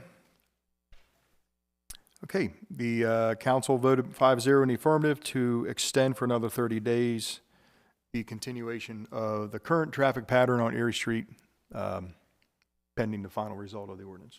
So, thank you. Mayor, just to confirm for the people who are watching, that means that our ordinance will be we will have our public hearing for that ordinance at the first meeting, which will be the 7th, correct? And then 2 weeks after that, on the 21st, is when it would be for second reading. And then after that, it would be immediately, or does it have? There are certain ways you could do this. Now, normally, an ordinance becomes effective once I put my signature on the document, correct? Council could, I mean, I'm not saying you have to. Sometimes you could have a public hearing in one night and suspend the rules and adopt it that night too, if you wanted to. It's something like that. I mean, that's a prerogative council always has in their pocket. Once you have to have the public hearing. And traditionally, we do wait another meeting, but, you know, if you felt like you didn't want to renew because the time frame we would have, you'd have to renew my executive order one more time. Right. So if council felt like, well, let's not renew the mayor's executive order, let's just go ahead, have the public hearing, vote to suspend the rules and vote on the ordinance that night, you could do that if you wanted to. That's up to council's flavor. Make sense? Yeah. So I personally would be an advocate for that. Okay, that's not a the problem. community. Thank you. So they would have to vote to suspend the rules, right, Ms. Ishak? Correct, you would suspend it for, the basic reason would be for emergency purposes, so yeah, Yeah. that would be acceptable. And that would fall in line, basically, state of emergency, executive order / suspended rule, okay. All right, just a thought there. Wonderful, thank you. Okay, item B was a tabled resolution. Is it tabled or untabled? Mayor, I would like to keep it tabled at this time. Our planning committee and planning director still need to meet to discuss the particulars. I do realize that our homeowners are here, and I appreciate you coming out. If you could be a little patient and give us a little more time to meet so we make the best decision on your behalf. Thank you. Okay, no motion on table? Because you don't need to make a motion to table, it's already tabled. So, No motion. no motion on table. Okay, all right, then we'll go past it. And that takes us to new business. Mr. Gamatori, Director of Administration. Thank you, Mr. Mayor. Council, before you tonight, you have a geocache permit and licensing agreement. The gentleman that has requested it has followed all the proper policy and procedures. It's been reviewed by both the administration, the mayor, and the city attorney. And per the geocaching requirements, we just need council approval to move forward with it.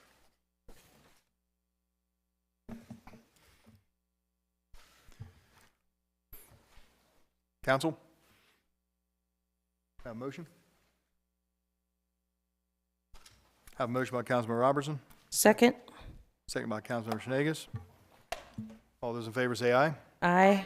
All opposed say nay. You have a 5-0 approval, Mr. Gamatori. Thank you, Mr. Mayor. And council, in the future, if you would like to relinquish the authority of the geocaching final say to the administration, we'd be, I don't know if it's something you want to continue to do or not. It's sort of new, so. Okay. That's all I have, Mr. Mayor, on that front. Did we have special events? I do. Well, Okay, yeah. Yeah. I'm sorry. So council, we have 3 special events this evening. The first one is National Neighbors Night Out. This is sponsored by OPEC. It will be on the 1st of August. Setup time is at 5. The event starts 6, ends at 8, ends at 9. This is the block of Ontario Street between Adams Street and Stoke Street. OPAC has had this for many years. It's been very well attended. Typically, Dr. Jaffe sets this up. Ms. Cheryl Stadler was here at the public hearing and provided some comment, although I know council wasn't here to meet, but several council members were here. The costing sheet is there, and all the additional information council needs. Thank you, Mayor. Council have a motion to approve National Night Out. So moved. Have a motion by Second. Councilmember Boyer, seconded by Councilmember Shenegis. Questions or comments? Councilmember Boyer? I just want to encourage other members and staff as much as possible to come out. It's a great opportunity to meet people. A great neighborhood who just loves each other and likes coming out and just having a reason to see each other. I went last year and it was fabulous. Tammy was there as well, and just encourage everybody to participate if you can. Thank you. Thank you, Councilmember Boyer. Councilmember Shenegis? With that said, thank you, Casey. I would like to say that it is a great opportunity to meet your neighbors. You know, we have this block-long 2 streets, and we're all connected. But unless we get out and have a chance to talk, we get busy in our daily lives. So it's wonderful to have our police officers come out and our council members join us and meet our neighbors and welcome new members to the community. So I think it's a great event, and I encourage it to happen again. Thank you. Any other questions or comments? I just want to, Mayor Martin, it'd be a great opportunity to get Kurt Smith out there so we can do some surveying on some of those pine oaks up and down Ontario. some of their, touching some of their residents' homes. They were beautiful when they were first planted, but now now they need some care and feeding. So I'll make sure and bring, let the newly reappointed Kerr Smith to come on down there and celebrate with us. He speaks for the trees. He speaks to the tree. Thank you, Councilmember Boger. Okay. National Neighbors Night Out. All those in favor say aye. Aye. All opposed say nay. The event is approved 5-0 in the affirmative. Mr. Gambatoria. Thank you, Mr. Mayor and Council. The next event is National Lighthouse Day. The second page in, I believe, discusses the multi-day event, the dates, the times. Ms. Allen is here to answer any questions. She also spoke at the public hearing. This is anticipated between a little over 500 people to attend. There is in addition to the schedule, there's also a map and then the costing sheet. Thank you, Mayor. Yes, sir. Council, I have a motion to approve National Lighthouse Day. So moved.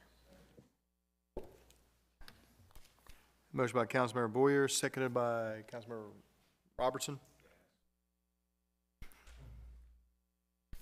Questions or comments? Councilmember Robertson?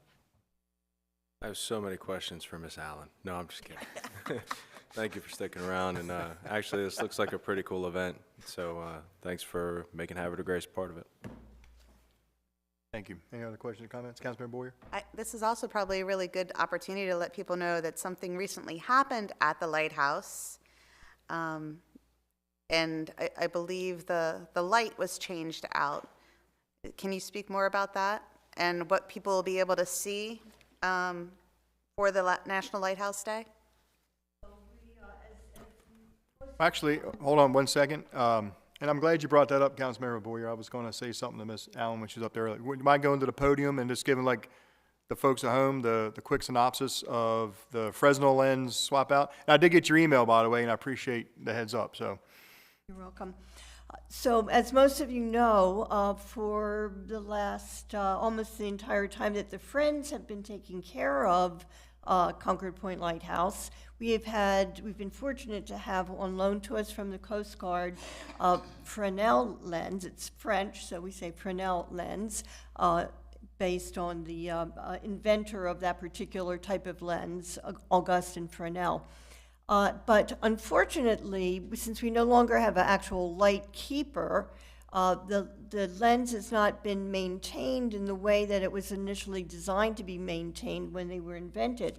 In those days, it would be shining at night and then guarded from the sunlight during the day, whereas the lens that we've had on loan has been exposed to ultraviolet rays from the sun, extreme temperature and humidity fluctuations, and this has caused the litharge that holds the prisms in place within the lantern to gradually begin to deteriorate.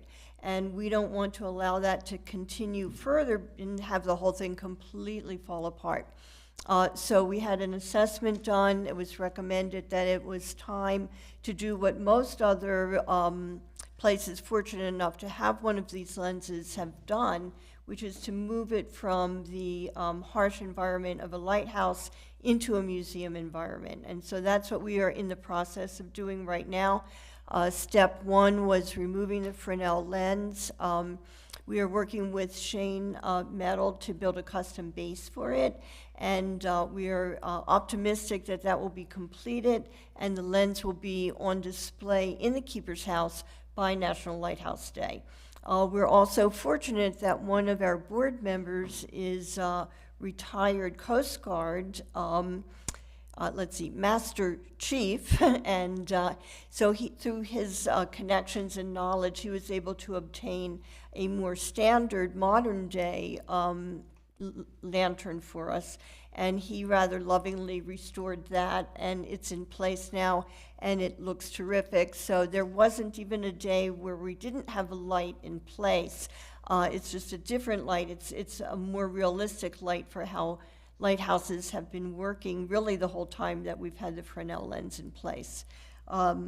So we are excited about it. One of the advantages to this change, besides preserving the lens for, hopefully many more generations to come, is that it will be much more easily seen. Up till now, to see it, you've got to make the climb up the stairs and then climb up the ship's ladder to get into the cupola, and some people are just physically unable to do that. We have a height requirement. Children, many younger children cannot go up to see it, and once it's in its new home, it'll be easily visible to everyone. So thank you for asking about that. I'm glad to have the opportunity to make that more well-known. Is there anything else happening for the National Lighthouse Day that you'd really like to highlight for people? We're going to have a concert on Saturday evening, and so it's a musical group called the Crossjacks, and they do lively traditional music with a lot of maritime songs chosen as part of it. So it's going to be very affordable, $10 ticket, so we hope you'll come out. And lots of other smaller events in between. Great, thank you. Thank you. Thank you, Ms. Allen. Any other questions? Okay. National Lighthouse Day, August 5th through 7th, 2023. All those in favor say aye. Aye. All against say nay. National Lighthouse Day is approved, 5-0 in the affirmative. Mr. Gamatori. The last special event this evening is Yoga on the Green. This is the Havre Grace Green Team and the Heirloom Victory Garden Project. Ms. Bloom spoke about this earlier this evening. They are partnering with Havre Grace to conduct yoga session on September the 6th. It'll be from 6 p.m. to 8 p.m. down at the Moore House on the lawn. A copy of the map is attached, as well as the costing sheet. It's a new event. Thank you. Council, I have a motion to approve Yoga on the Green. So moved. Second. Motion by Councilmember Schnegus, seconded by Councilmember Boyer. Questions or comments? All those in favor say aye. Aye. All opposed say nay. Yoga on the Green, September 6, 2023, at the Moore Family Homestead. That event's approved, 5-0 in the affirmative. Thank you, Mr. Gamatori. And we're going to go right back to you, sir, with director's reports. Thank you, Mr. Mayor. So a couple things. First, I'd just like to extend my thanks to Mrs. Barnett for accepting the position on the Board of Elections. She's helped us out over the last couple years. She's also on the County Board of Elections, so she brings a lot of experience and expertise. She filled in for us as Mr. Dybel has passed on, sort of taking his lead. We do have Rich Gallo, who is, or Nick Gallo, who is the chair now. So we have a really solid team, and I'm just appreciative that this is a long day, and starts at 6 a.m. in the morning, and they typically don't get out of there until about 9 that night. So very appreciative of her willingness to serve. We have an emergency operations drill on the 20th. It's going to be a mock train derailment. It's going to feature Havre Grace. That's up at the EOC. I did reach out to a number of the council members who were, if they were available, it's during daytime hours. And so we're going up. We have a contingent from both the administration and the police department and DPW that will be attending that. Independence Day weekend, I don't want to continue to kind of jump on the happy bandwagon because it was such a great, I do want to jump on the happy bandwagon. I don't want to be negative about it, but to the mayor's point, it's a tough day for the mayor with the decision making, and it's very difficult. And I just want to thank Rick Ayers from Emergency Operations that continually fed us data so that we could make decisions, or so the mayor could make the decision. We just fed him the data. And it started, I will call it the stress level started about 11 o'clock. And then we made some phone calls, and the decision was to go forward. And I just want to say about the Susquehanna Hose Company. So I had to reach out to Chief Hurst and told him what we were doing. And at a moment's notice, if things start going south, we need to pluck 5 guys off of that barge. And there was not a lot of room for error. And, you know, he's doing his 4th of July thing like everybody else. And he told me, he said, whatever you need. It doesn't matter if we got to go out there 10 times, whatever you need. So it's very reassuring. I know we have a great relationship, and I know you do, Mayor, with the chief. But that's that's what makes it easy when we're making these, going, not out on a limb, but, you know, taking a little bit of risk here. So I was very appreciative to all involved and to your good decision-making. You roll it well. Oh, we rolled a dice on that one, didn't we? And it was the same, the difference, I think, between the two, that night and then First Friday. So First Friday, the data, well, on Independence Day, the National Weather Service would not make a committed call. They said it was the atmosphere was too unstable to make any prediction.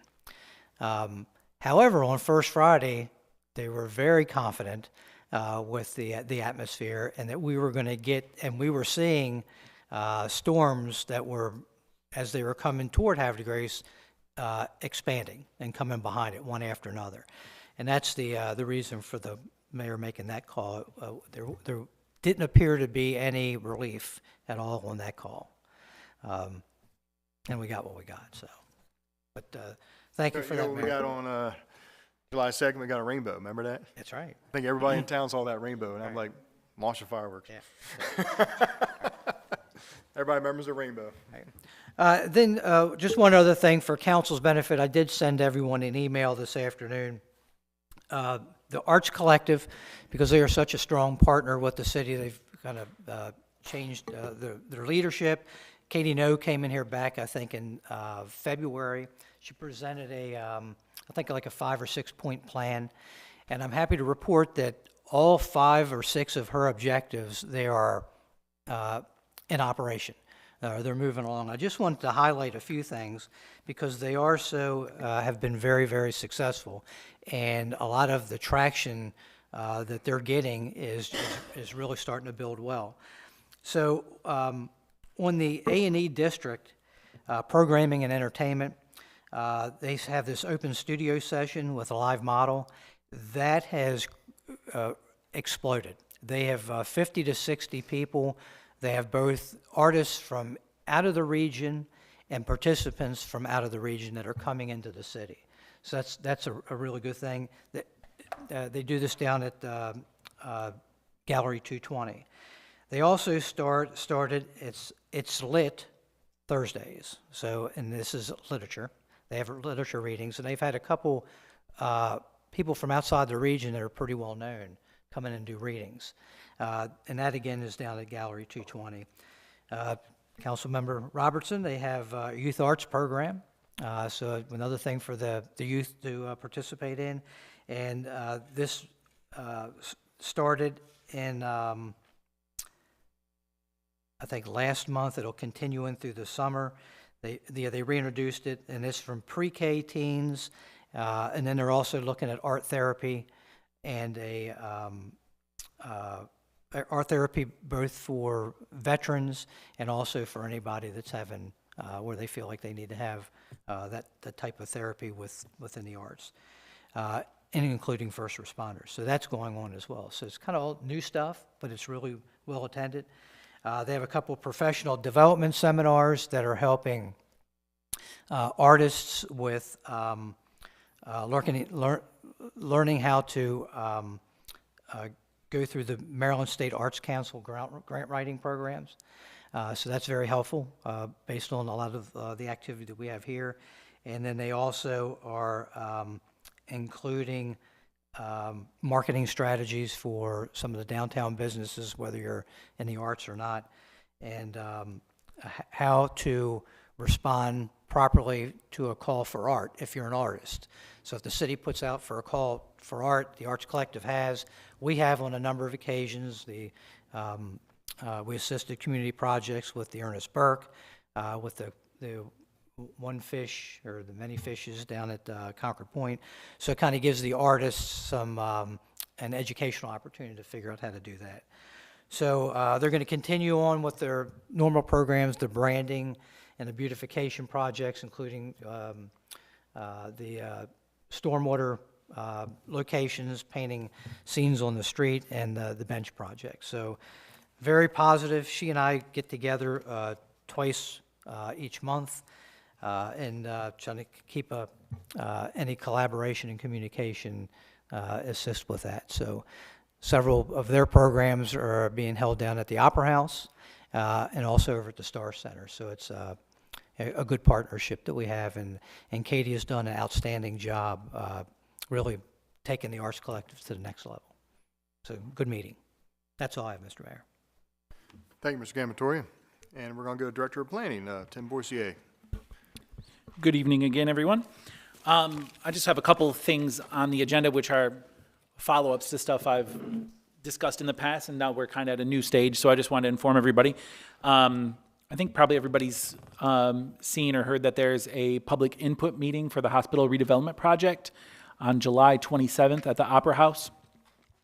I'd mentioned before we hired consultants to help us out with the rezoning of that project, and one of the things that we worked on through the procurement process was that we need a listening session, and not a session for the public where there was a debate or where we're discussing is the hospital leaving, whatever, but just to hear what the desires are of the community for redevelopment of that site. So that's what we're having. It's a listening session. The consultants will be there. I hope all of you can be there. In a similar path, I mentioned this about the comprehensive plan. Like, one thing we don't want to happen with any of this stuff is to surprise any of you, where we come in at some later date and say, hey, look, this is what we have, and everyone's like, wait, where did this come from? So I hope all of you can be there. It'd be really great. The Planning Commission members, we're encouraging all of them to come, and we're in the process of still advertising for that meeting. So I think it'll be really great. We met with the UMUC folks today as a stakeholders meeting. We did a tour of the hospital with those folks and the consultants, and we're just really moving forward with the project. There should be some preliminary designs in the near future with something for everybody to look at come September. So we're moving as fast as we can with this, and trying to get all the input we can from city officials. They'll meet with the Planning Commission as a stakeholder meeting. They'll meet with EDAB. So we're in the heart of getting all the information to them so they can start making some drawings and make some good ideas for the redevelopment of that area. Uh-huh. I have a question. So just to confirm. Sure. The purpose of the input meeting is not regulatory in nature in any way. This is just trying to reach out and get the feedback from the community of what they would like to see in the location, or is it mainly concerns that they have? What would the community be voicing?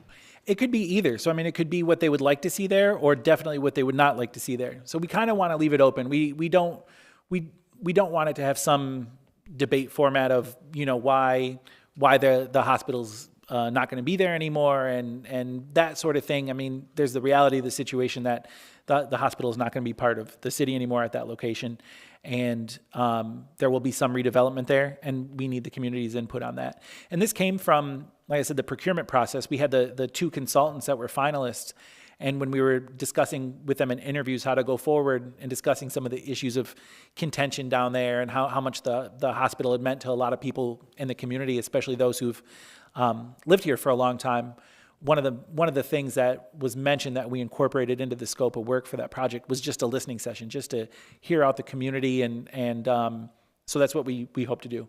So it's going to be a facilitated session? Yes. Okay, and it will be recorded and available for watching after the fact? Absolutely, and we plan on having some online portion, so if you can't make it in, you can still provide comments.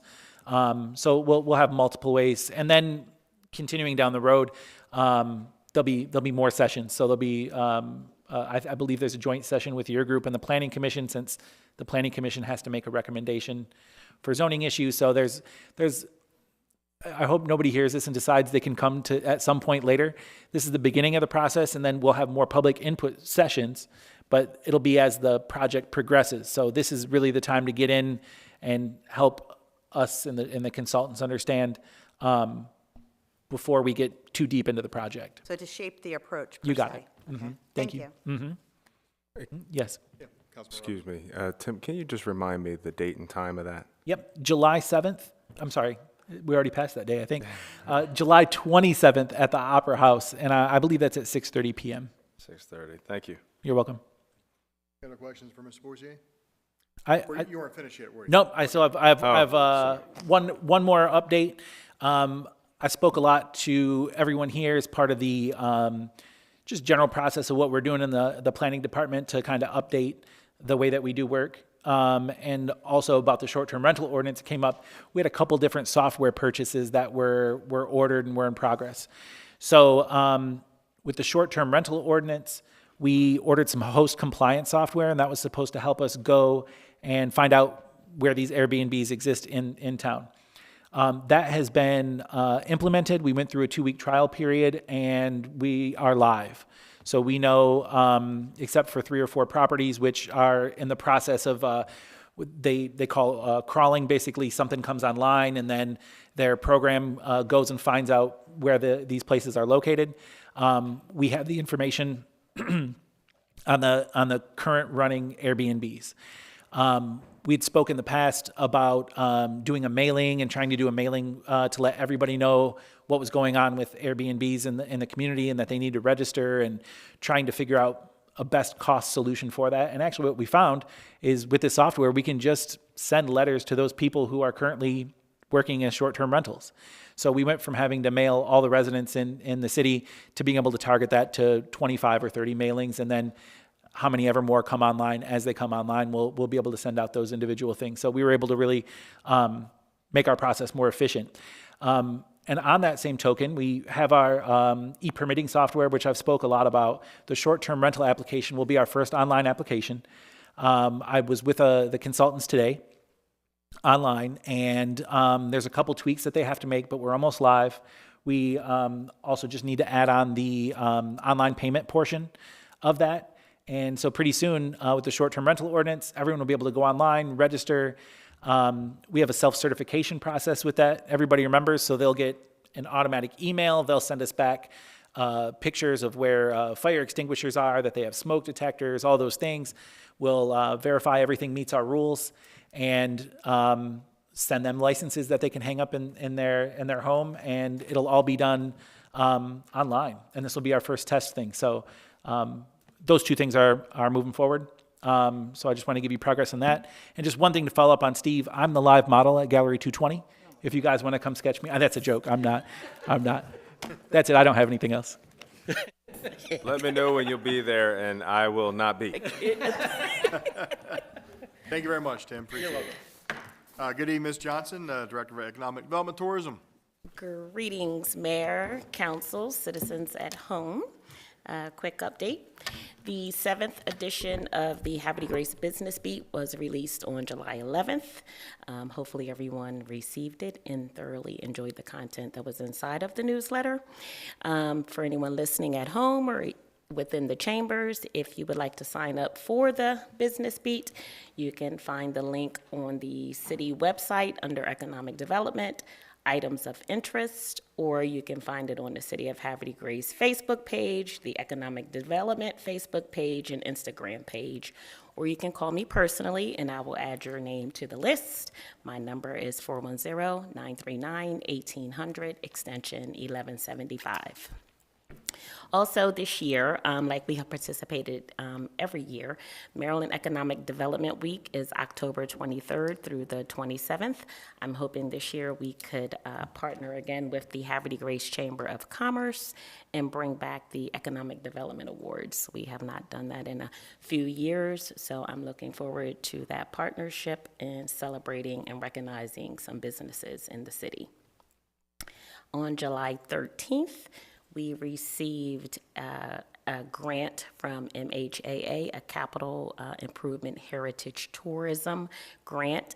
This was for $90,000 for the bathrooms at the Visitor Center. So I've talked about that a lot in the past. It is a matching grant. The Director of Administration has assured me that we have our $90,000 match for a total of $180,000. These bathrooms are needed in town for the public, and particularly for the many events that we have. We don't have restrooms directly in the downtown. We have some at Hutchins Park. And speaking of Hutchins Park, we should have a word on that grant within the next 2 weeks. We were promised by the beginning of August to know if we will receive funding for restrooms at that location. Additionally, we are submitting a grant. The due date is August 3rd. It's to the Chesapeake Bay Trust in the amount of $125,000. This is a pilot program. We're just trying something new, and it is to create permeable pavers or porous concrete. The location we have chosen is Green Street because it will be leading to our new pier that will be built at the foot of Green Street, and it's also part of the downtown restoration project. So basically what we would be doing is taking up the asphalt that is there now and replacing it with porous concrete. This helps us as a sustainable community. This helps us with our credits, and I am also trying to be the first community in the state of Maryland to move from silver to gold. So that is part of our goals. Project Restore is a program under the state of Maryland. It's been going on since COVID, so around 2020, and this is grants to small businesses. It was initially to help them through the COVID period, and it has continued. So I learned at MML that there will be a grant opportunity opening again this fall. The requirements will be different because we are no longer in COVID, of course. So once I receive that information, I'll share it with the staff. I don't know how much funding we're receiving. It's not something that we have to write for. That's something that's going to be passed down to the municipalities based on population and demographics. Once we have all that information, then we'll put together a plan, come before council, and see how this money will be divvied out. I think it's kind of right on time because it should also we probably won't get it until next year when the downtown restoration construction begins. The Economic Development Advisory Board will not meet during the month of July. We will resume meeting on August 16th, 4:00 p.m. here in council chambers. And the guest speakers are the hospital consultants. So we are part of their groups that are going to meet, the stakeholder groups, and we will be giving our best thoughts on what we think should also possibly help happen at that site. The Tourism Advisory Board will not be meeting during the month of July. They will resume, or we will resume meeting on Wednesday, August 16th, 10 a.m. here in council chambers. And last but not least, the Traffic's pedestrian counters that we have now had in place for over a year. We received a grant for this. It might have been 2021, I can't even remember. But I just have a little short report because the counters are located strategically throughout the city, and we were able to pull some data for March 1st until June 2023.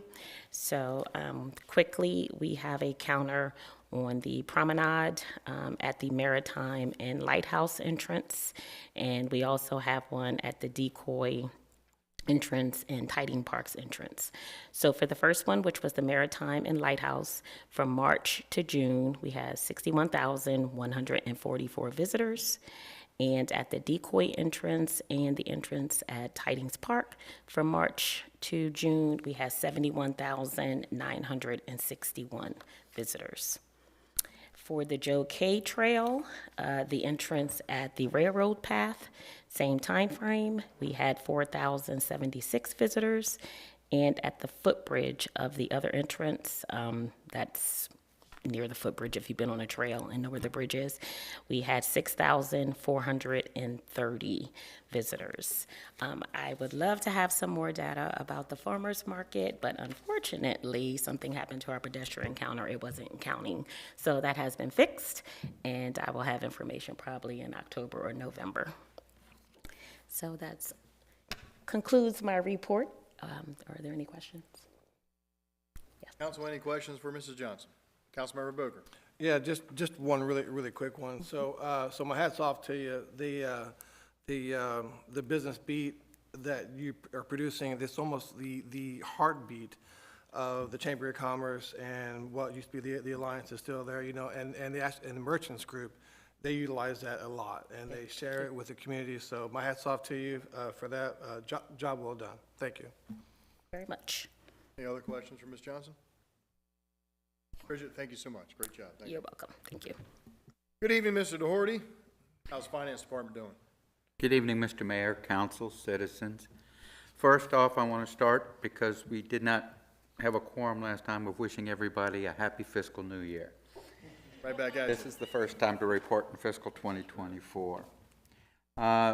In terms of where we are right now, I'm going to take a little different tact at the beginning of 24, because this early in the year, there's not going to be any, unless there's a catastrophe, there's not going to be an indication of great changes to the budget or anything of that nature. So I think what I'm going to try to do, and I hope you find this useful, the general fund has a current balance of a little over $3.27 million. It's up $580,000 from the last report. In the 2024 budget, we estimated that we would have about a fund balance of just under $1.75 million. So we are running ahead of schedule by about a little over $1.5 million. That said, our expectation are that expenses will exceed revenues before we close up, because we're still getting in all the June bills in July, whereas most of the revenues, we get a few additional revenues from state agencies and the like, but all the billings have been done and the like. So I expect that excess to decline. By how much is anybody's guess, because a lot of the unspent money is capital projects, which get to be big dollars in a hurry. So I will report that to you over the next couple of meetings as it becomes firmer information, but know that we're ahead of schedule of where we thought we would be when we established the 2024 budget. Revenues have been a little over $1 million since the report a month ago, and expenses have been just over $475,000, accounting for the $580,000 increase in fund balance. Likewise, on the water and sewer fund, the fund balance is at just under $640,000. It has declined by about $340,000 from a month ago. The 2024 beginning of the year estimate was that we would have a deficit of $341,000. So we are actually running about $980,000 ahead of schedule at this stage. Same concerns with Fund 1 or with Fund 9, because it's the same basic. We get our bills in June, July, and August, and they tend to exceed. We have already billed the June revenues for the water and sewer fund, so we expect that excess will decline regularly as we move forward. Trust me, I'm well aware. This little drought that we had, I'm part of the reason why the revenues are up in Fund 9. And we appreciate it. The Marina Fund is sitting at just under $600,000. It's up about $1,300 from a month ago. The 2024 budget estimated we'd start the year with just under $445,000, so we're about $150,000 ahead of schedule. Revenues have been up about just under $60,000 for the month, and expenses were just about $60,000 for the month. That's why we only increased up $1,300 for the last month.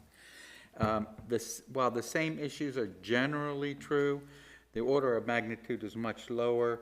So being 150,000 bodes very well for the marina, more so than the larger numbers do for the Fund 1 and Fund 9. And that's my report for this evening, and I hope this information, I will keep you updated as we get closer, especially since it means that Councilman Robertson's favorite budget amendment will be coming probably, I would say, in September, once we've closed everything up. And that's my report for this evening, sir. George, thank you so much. Does any council members have a question for Mr. Doherty? Thank you, sir. Happy New Year to you. Thank you, sir. Mr. Merlizer, Department of Public Works, good evening. Good evening, Mayor. Council members, citizens.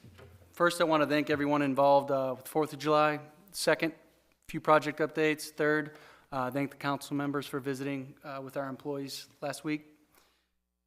First, I'd like to thank the Independence Day Commission. They stepped out for a little bit, but everyone involved. And then it's my first 4th of July. It was an amazing event.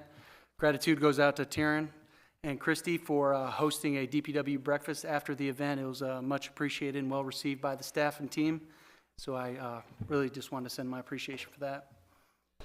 Capital projects, Pennington Avenue water lines, 85% completed. The estimated complete date's the start of next week. Keep everyone posted on the progress. Next, we're continuing the signature sidewalk pattern throughout the city. The few areas we're working on right now, Water Street, finish up that area on the south side of the parking lot, and Harmerstown Art Center. We're going to begin to look to start next week, rather next month. Lastly, very happy to report the BGE gas line at Lewis and Revolution was completed today. All good news. Yes. I want to thank our citizens for their patience, our staff for staying on the contractors, and everyone for a team effort. To conclude, thanks to the council members for visiting last week, DPW employees, the different branches, every department, and I also appreciate helping John Allen and our crew installing the finishing planks on the Promenade Grill. Thanks for your hard work and help. That's all I have to report. Appreciate it. Council, any questions for EJ? Thank you very much. Thanks, sir. Good evening, Chief. Good evening, Mayor, Council. I also want to echo everybody's congratulations to the Independence Day Commission. They did an amazing job. And Mayor, congratulations on threading the weather needle to get everything in. Because like you, we don't like to cancel anything unless we absolutely have to. So we do appreciate that. But I also want to thank our colleagues, our law enforcement colleagues, the Harford County Sheriff's Office, Maryland State Police, Maryland Transportation Authority.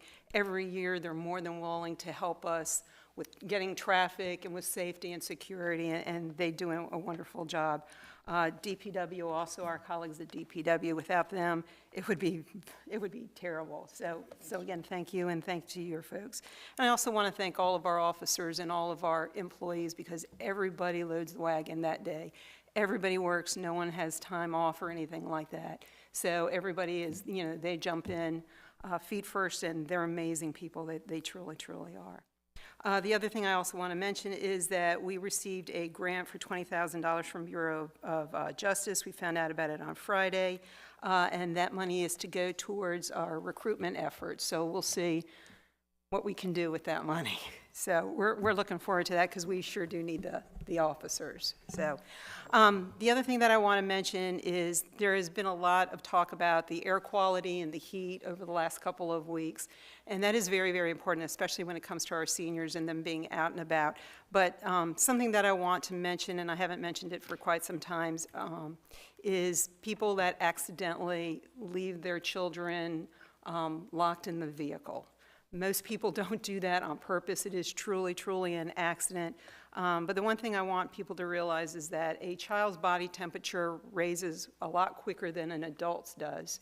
So a child's body temperature can raise to about 104 when it starts to become really, really critical, and they stand a better chance of having a heat stroke. So the other thing to keep in mind is that most of the times the temperatures in the car are raised by 20 degrees about every 10 minutes. So if you think about what we've gone through over the last couple of weeks, if you have a child or even a pet that's been locked in a car, they can die very, very quickly. So one of the things to keep in mind, and something that I try to explain to people, is some of the reasons why people do forget their children or their pets is because sometimes they do stuff out of, their routine might be disrupted. Perhaps a parent usually drives the child to daycare, but now the parent might have a doctor's appointment or something like that. And another parent or another guardian takes the child. They're distracted because they might be thinking of what they have to do at work. They might be listening on the radio to stuff, that type of thing. And then they simply forget that they now have the responsibility of the child. So we want people to think about that. The other thing we also find is that many times kids will find their ways into the vehicles because the cars are unlocked. They might be in the garage. So we really encourage people to lock your vehicles even in your garage in front of your house. Not only that, it's also, we don't want anybody to break into your car, and get your other property. And then the last thing, many times people say, well, I'm just going to run into the store. I'm only going to be 5 minutes. And then they get distracted or start talking to people, or the lines at the checkout is a lot longer. And think about it, like I said, 10 minutes is a long time when you're in a car that's over 100 degrees. So please keep all of that in mind. We just suggest that at the very least, if you do have a small child in the car, put something of theirs in the front with you so that when you go to leave, you now remember that you have the child in the car. Or put your purse or your briefcase in the back seat with the child.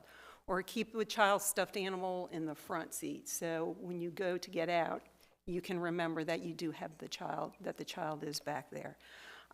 Last but not least, last year, well, it might not seem like a large number, nationally, 33 children died as a result of being forgotten in the backseat of a car. So I just tell you all of this because the weather still, hopefully we're supposed to have a little bit of a break when it comes to the heat, but nonetheless, please watch out for your children. And that would be it, Mayor. Thank you, Chief. Any questions for the Chief? All right, thank you so much. We're going to go to business from the Mayor's office. Couple things. I won't be long. I kind of snuck in some of my comments earlier tonight about some different things, so I'll be quick. But here's a little fun fact for some people. Every county has their own liquor board laws. Harford County is famous for theirs, and they have a lot of fun with their rules. And one of the rules was if you open up a new restaurant and you didn't spend $250,000 on the building, then you have to wait 6 months before you can serve liquor. You can serve alcohol, or you can serve beer and wine, but you can't serve liquor. Now, who would spend $250,000 on a new building? Well, Outback, stuff like that, right? But what if you're just an upstart business, like, maybe Abbey Burger or Coakley's or things like that? Not that we're advocating the sale of alcohol, but a lot of people that want to open up a restaurant depend on the full complement sometimes of selling beer, wine, and liquor to financially succeed in their first 6 months of operation.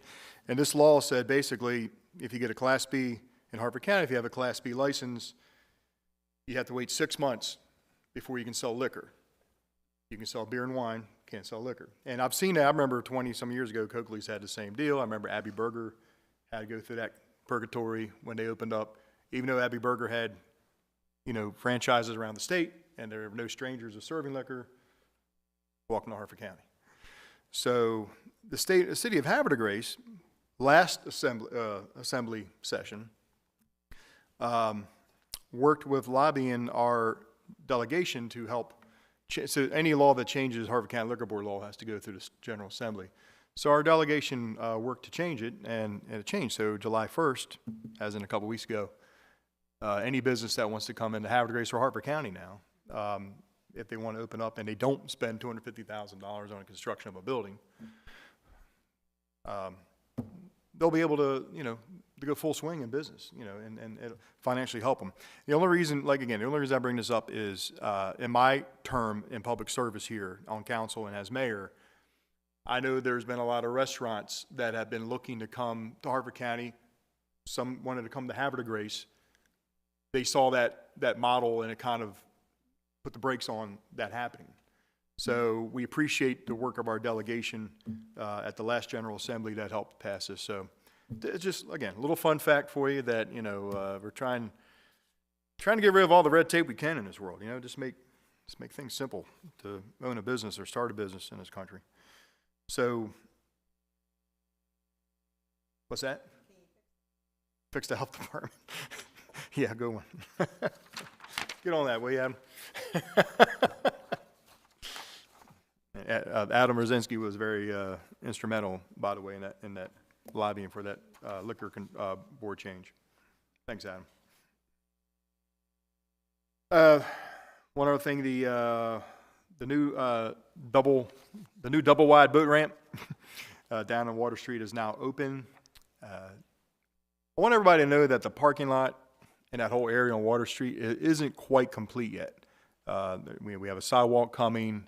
We need to do some work on the soft launch for kayaks. So I want everyone to know that, you know, it's not the finished product, but the boat ramp is operational. It's a $10 launch fee, like all the other launches anywhere you go, especially like, you know, Tidings Park, things like that.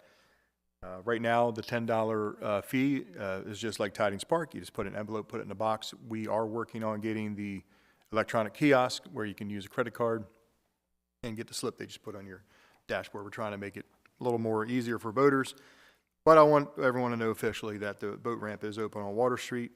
And, you know, hopefully a lot of our users will come into town and they'll use that parking lot, and because Tidings Park gets full pretty quick. And lastly, my last comment has to do with a real Havre de Grace warrior, a man who I met over 20 years ago when I came to town. Well, I've been to town almost 30 years, but about 20 years ago I met this guy. And his name is David. His good friends call him Hootie. And I don't think there wasn't a person he ever met that wasn't his friend. One of the nicest people I've ever met. Always would come up to you, shake your hand, ask how you're doing, no matter where you were in Havre de Grace. This man had his battles with cancer over the last decade, and cancer won. But man, Hootie sure gave a hell of a fight, and everyone in Havre de Grace knows who this guy is, and I'm sure other council members mentioned him, but his name is David Ridgely, and he was a good guy. He was a Havre de Grace warrior, born and raised in Havre de Grace, and we're all going to miss him. We're going to miss his smile, miss him saying hi, miss him coming up and shaking our hand, miss him saying, hey, how things going? So, you know what, I'm not going to drag it out, but I would like to give 10 seconds of silence to Mr. David Ridgely.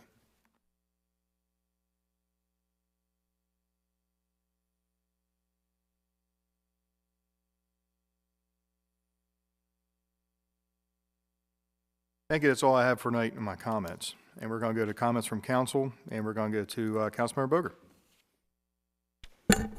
Hey, thank you, Mayor. I appreciate that, and I appreciate the shout out to not only a good man, but an absolute staple in Havre de Grace. So, Mr. David Ridgely, he was known by many in this community. I'll keep my comments short. I will tell you that on the 13th of July at 7:30 a.m., myself and councilperson Vicki Jones met with EJ Millisor down there, and I'll have to tell you, we went from place to place, and we met each and every single DPW person. EJ, your leadership is superb, and everybody there knows you, trusts you, and you've established rapport, trust, and confidence with your people, and within a short time frame, and that says a lot. And maybe it's because you're a former vet and CB. I'll say it. You know, I worked with some CBs there for a while, but no, I really appreciate that. The hardworking men and women down there, and they do a lot. I mean, from First Friday to Independence Day to even wiping off graffiti, which if you're out there doing graffiti, you're costing your city some money, so stop it. Because DPW has to go out there and clean that up. But that was a fantastic tour of the water and sewer. It's very enlightening, incredible takeaways. I've already had people talking to me, and I can speak intelligently because I know, because I took the tour. So hats off to you. First Friday is coming up. It's on the 4th of August, which is my wife's birthday, as a matter of fact. So if you celebrate anything, celebrate that. It's also the 5th anniversary of Officer Flynn from Susquehanna Hose Company. He passed away. I recall that. I still have the red line on the back of my truck. I'm sure a lot of you have red lines on the back of your vehicles as well. If you haven't been out to the Star Center lately, I encourage you to go out there and attend some of these incredible events at the Star Center. Just Google them up. They're starcentermd.com. Go out there and see what they've got, whatever appeals to you. Let's see here. I think that's probably all I have. The Independence Day Commission, just wonderful and incredible committee. I will definitely be out there next time with them. They were going to work me from 06 until midnight. They've already told me about that, so I'm looking forward to it. Mayor Martin, that's all I have. Thank you very much, Councilmember Boker, and good evening, Councilmember Jones. Good evening, Mayor, council members, and citizens at home. As Councilmember Boker said, we visited with DPW last week, and Director E.J. Malizor and his deputy Nick gave us a visit around town, and it was really early, and hot. But it was really great to see everybody and just how committed they are and how much work you're doing with a lean team. It's just extremely impressive. So I'm the chair for that committee, and I look forward to working more closely with you and some of the ideas that we discussed. I really want to talk through those. So that was a great day, and we ended it with Marina and also using a drill, and that was a lot of fun. So. Thanks for that. The other thing that I just want to mention is that this Saturday, the Havre Grace Arts Collective is hosting Latin Jazz at the State Theater. That's at 8 o'clock. So folks, come on out and enjoy that activity on Saturday. Thank you, Mayor. Thank you very much, Councilmember Jones. And good evening, Councilmember Boyer. Thank you, Mayor. Thank you for staying so far. I just want to reach out, just let everybody know that on the 3rd, we had a pretty big fire down at Tidings Park, and I just want to give kudos real quick to not only the Susquehanna Hose who responded. It was amazing. Yet again, our fireboat saved the day, but also the people who work down at the marina. They got involved real quick and saved probably, I know at least one boat that they moved out of the way. It was pretty impressive just watching. I was driving through town, I saw this big ball of black smoke, thinking that it was somebody's house that was on fire. It was not, it was two boats, or actually, I don't know if it was more than two, but I know two sunk, or one sunk and the other one was on fire too. It was pretty amazing, and just to see the amount of the level of professionalism and dedication, and how everyone worked together to solve the problem. It was wonderful. It was sad to see a couple of the boat owners go down, scared for the boats. One man had lost his boat, but it was just amazing. So we really just kudos again to Susquehanna Hose and our DPW guys down at the marina. It was pretty impressive. I also want to just, on a completely different topic, I know we were talking about the hospital and what the plans are for it, but I came here planning to tell you all something that happened in regards to my family. My aunt, around Independence Day, the 2nd of July, needed to go to the hospital, and she went to Upper Chesapeake and Bel Air, and my mom drove her there and they took the ambulance that time and ended up sitting, after being taken by ambulance, sitting for about 6 hours until somebody actually saw her. They gave her some fluids. They wanted to admit her. They couldn't admit her because there were no beds. So the doctor's like, well, you have a choice. You can sit here in the emergency room and in one of these beds and we'll keep an eye on you, or you can just go home. My aunt, if you had an Aunt Wanda, you would understand, well, I'm going home. So she, of course, went home and, of course, subsequently had to go back to the hospital. This time we were smart. We looked and we were checking out the availability of Upper Chesapeake versus Havre Memorial. Upper Chesapeake was still on red, so we went to Havre Memorial. They had plenty of rooms. She got amazing care at Havre Memorial. They admitted her, got her fluids back up, and needless to say that we're now in the cycle of her going to the hospital on a regular basis for issues. This last time, they had to take her to Upper Chesapeake again, and again, there were no beds in the hospital. So I'm just highlighting this, that we need to start talking about it and expressing concerns about it, because it's only going to get worse when Havre Memorial closes down.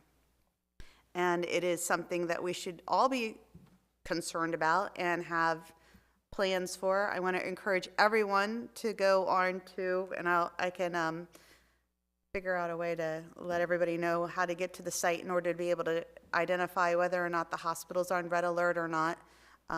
There were a couple of times right before my aunt went in July where the hospital at Upper Chesapeake was on divert, which means ambulances don't go. So again, this is not a problem that they're solving. It continues to be a problem, and it's going to grow when our hospital does close. So just highlighting it out there to the community and encouraging everyone to have a plan. Thank you. Thank you very much, Councilmember Boyer. Good evening, Councilmember Shenakis. Good evening, Mayor, Council, Administration, audience, and those at home. Yes, we have a lot of interesting things going on here in Havre de Grace and in Harford County, but most of all, we have each other. And what I like to see is building community, and I saw it this weekend with our Star Center connecting with the Tidewater Junior players, and a performance of some of my friends' children in the SpongeBob musical. It was such a blessing to see these little ones grow up and move into a space where they could be creative. And it was just a wonderful experience. I recommend any families that have kids that are interested in the arts to join one of our camps at the Star Center. They recently have the Anastasia one going on and another musical on July 21st through the 22nd. There should be 3 opportunities to see the talent happening. Also, speaking of talent, please try to make your way to the last 2 concerts of the park in July, or on July 21st. It's a Friday. You'll see some old-time blues at 7:30, as well as the last one will be on the 28th. You'll get to hear some Motown music. I, too, had a great time. I met up with the crew halfway through the tour at the marina and met with DPW Director E.J. Malizer and Nick and our marina manager, Steve Young, Ezra Berger, and our fine council members, Johnny Boker and Miss Vicki Jones. We had a nice time. I got to see the damage that was done from the fire that happened, but it's nice to see that there's hope for repairing it, and that we were able to, access some of the facilities, paying, like, for instance, the marina that had issues with saying they had 6 fires, right, over at Tidings. And, it was just a matter of time before something could happen at ours, and it did. But knowing that we have emergency response vehicles available, a great team of DPW workers and employees at the marina just to be there to make things happen. So It was wonderful also to round that up by seeing some of the repairs happening, just taking care of Havre Grace, and being a part of that with my fellow council members was great. So thank you for that opportunity. And I just would like to say, David Ridgely, your spirit will always be with us here in Havre Grace. Back to you, Mayor. Thank you, Councilmember Schnegas. And Councilmember Robertson, good evening. Good evening, Mr. Mayor, fellow council members, ladies and gentlemen hanging out here with us, and ladies and gentlemen at home. Just real quick, did anybody know that July 23rd is National Cowboy Day? Well, apparently it is, so I just found that out. But to celebrate the American Legion and Havre Grace, we'll be having a whole bunch of stuff. I'm not leading the charge on that, so I'm not exactly sure what they have in store. But this Saturday, the 22nd, starting at 5 p.m., there'll be music, drink specials, food. So bring your cowboy boots, cowgirl boots, hats, all that good stuff's encouraged. Last time I talked to Yelisa, who's leading that, she was trying to find a place to rent a bull riding thing. So I'm not sure what's going on, you know, but it might be cool to check out anyway. So, yeah, I also want to just send my condolences to David Ridgely's friends and family. You know, family he had a little bit, but friends, boy, did he have many.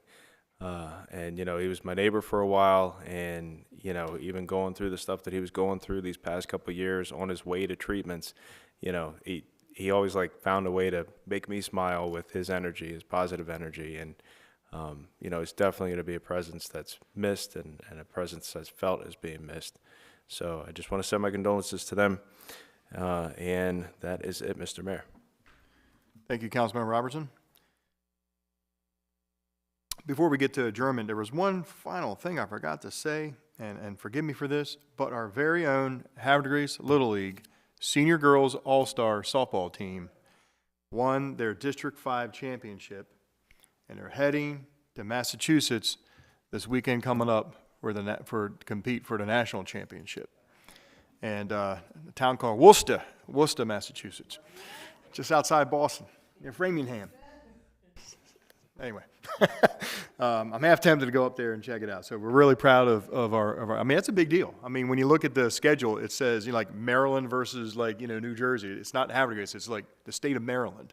And our girls from Havre Grace are representing Maryland. So they have a chance to win it all. So, but they also need to raise some money. They're out here washing cars in the rain on Sunday, very optimistic. And I mean, and they need to raise money. If you're interested in helping these girls out for their trip, just get on Havre Grace Little League website or get on Havre Grace Little League Facebook page, and it'll be all kind of Venmo information if you want to give these young girls a couple bucks for their trip. So we're very proud, and we can't wait to hear the result. With that said, adjournment, do I have a motion to adjourn? So moved. Councilmember Booker, seconded by Councilmember Schnegas. All in favor say aye. Aye. All opposed say nay. Motion to adjourn carries 5-0 in the affirmative. The time is now 10:04. Good night, everybody. We'll see you on August 7th. Be safe.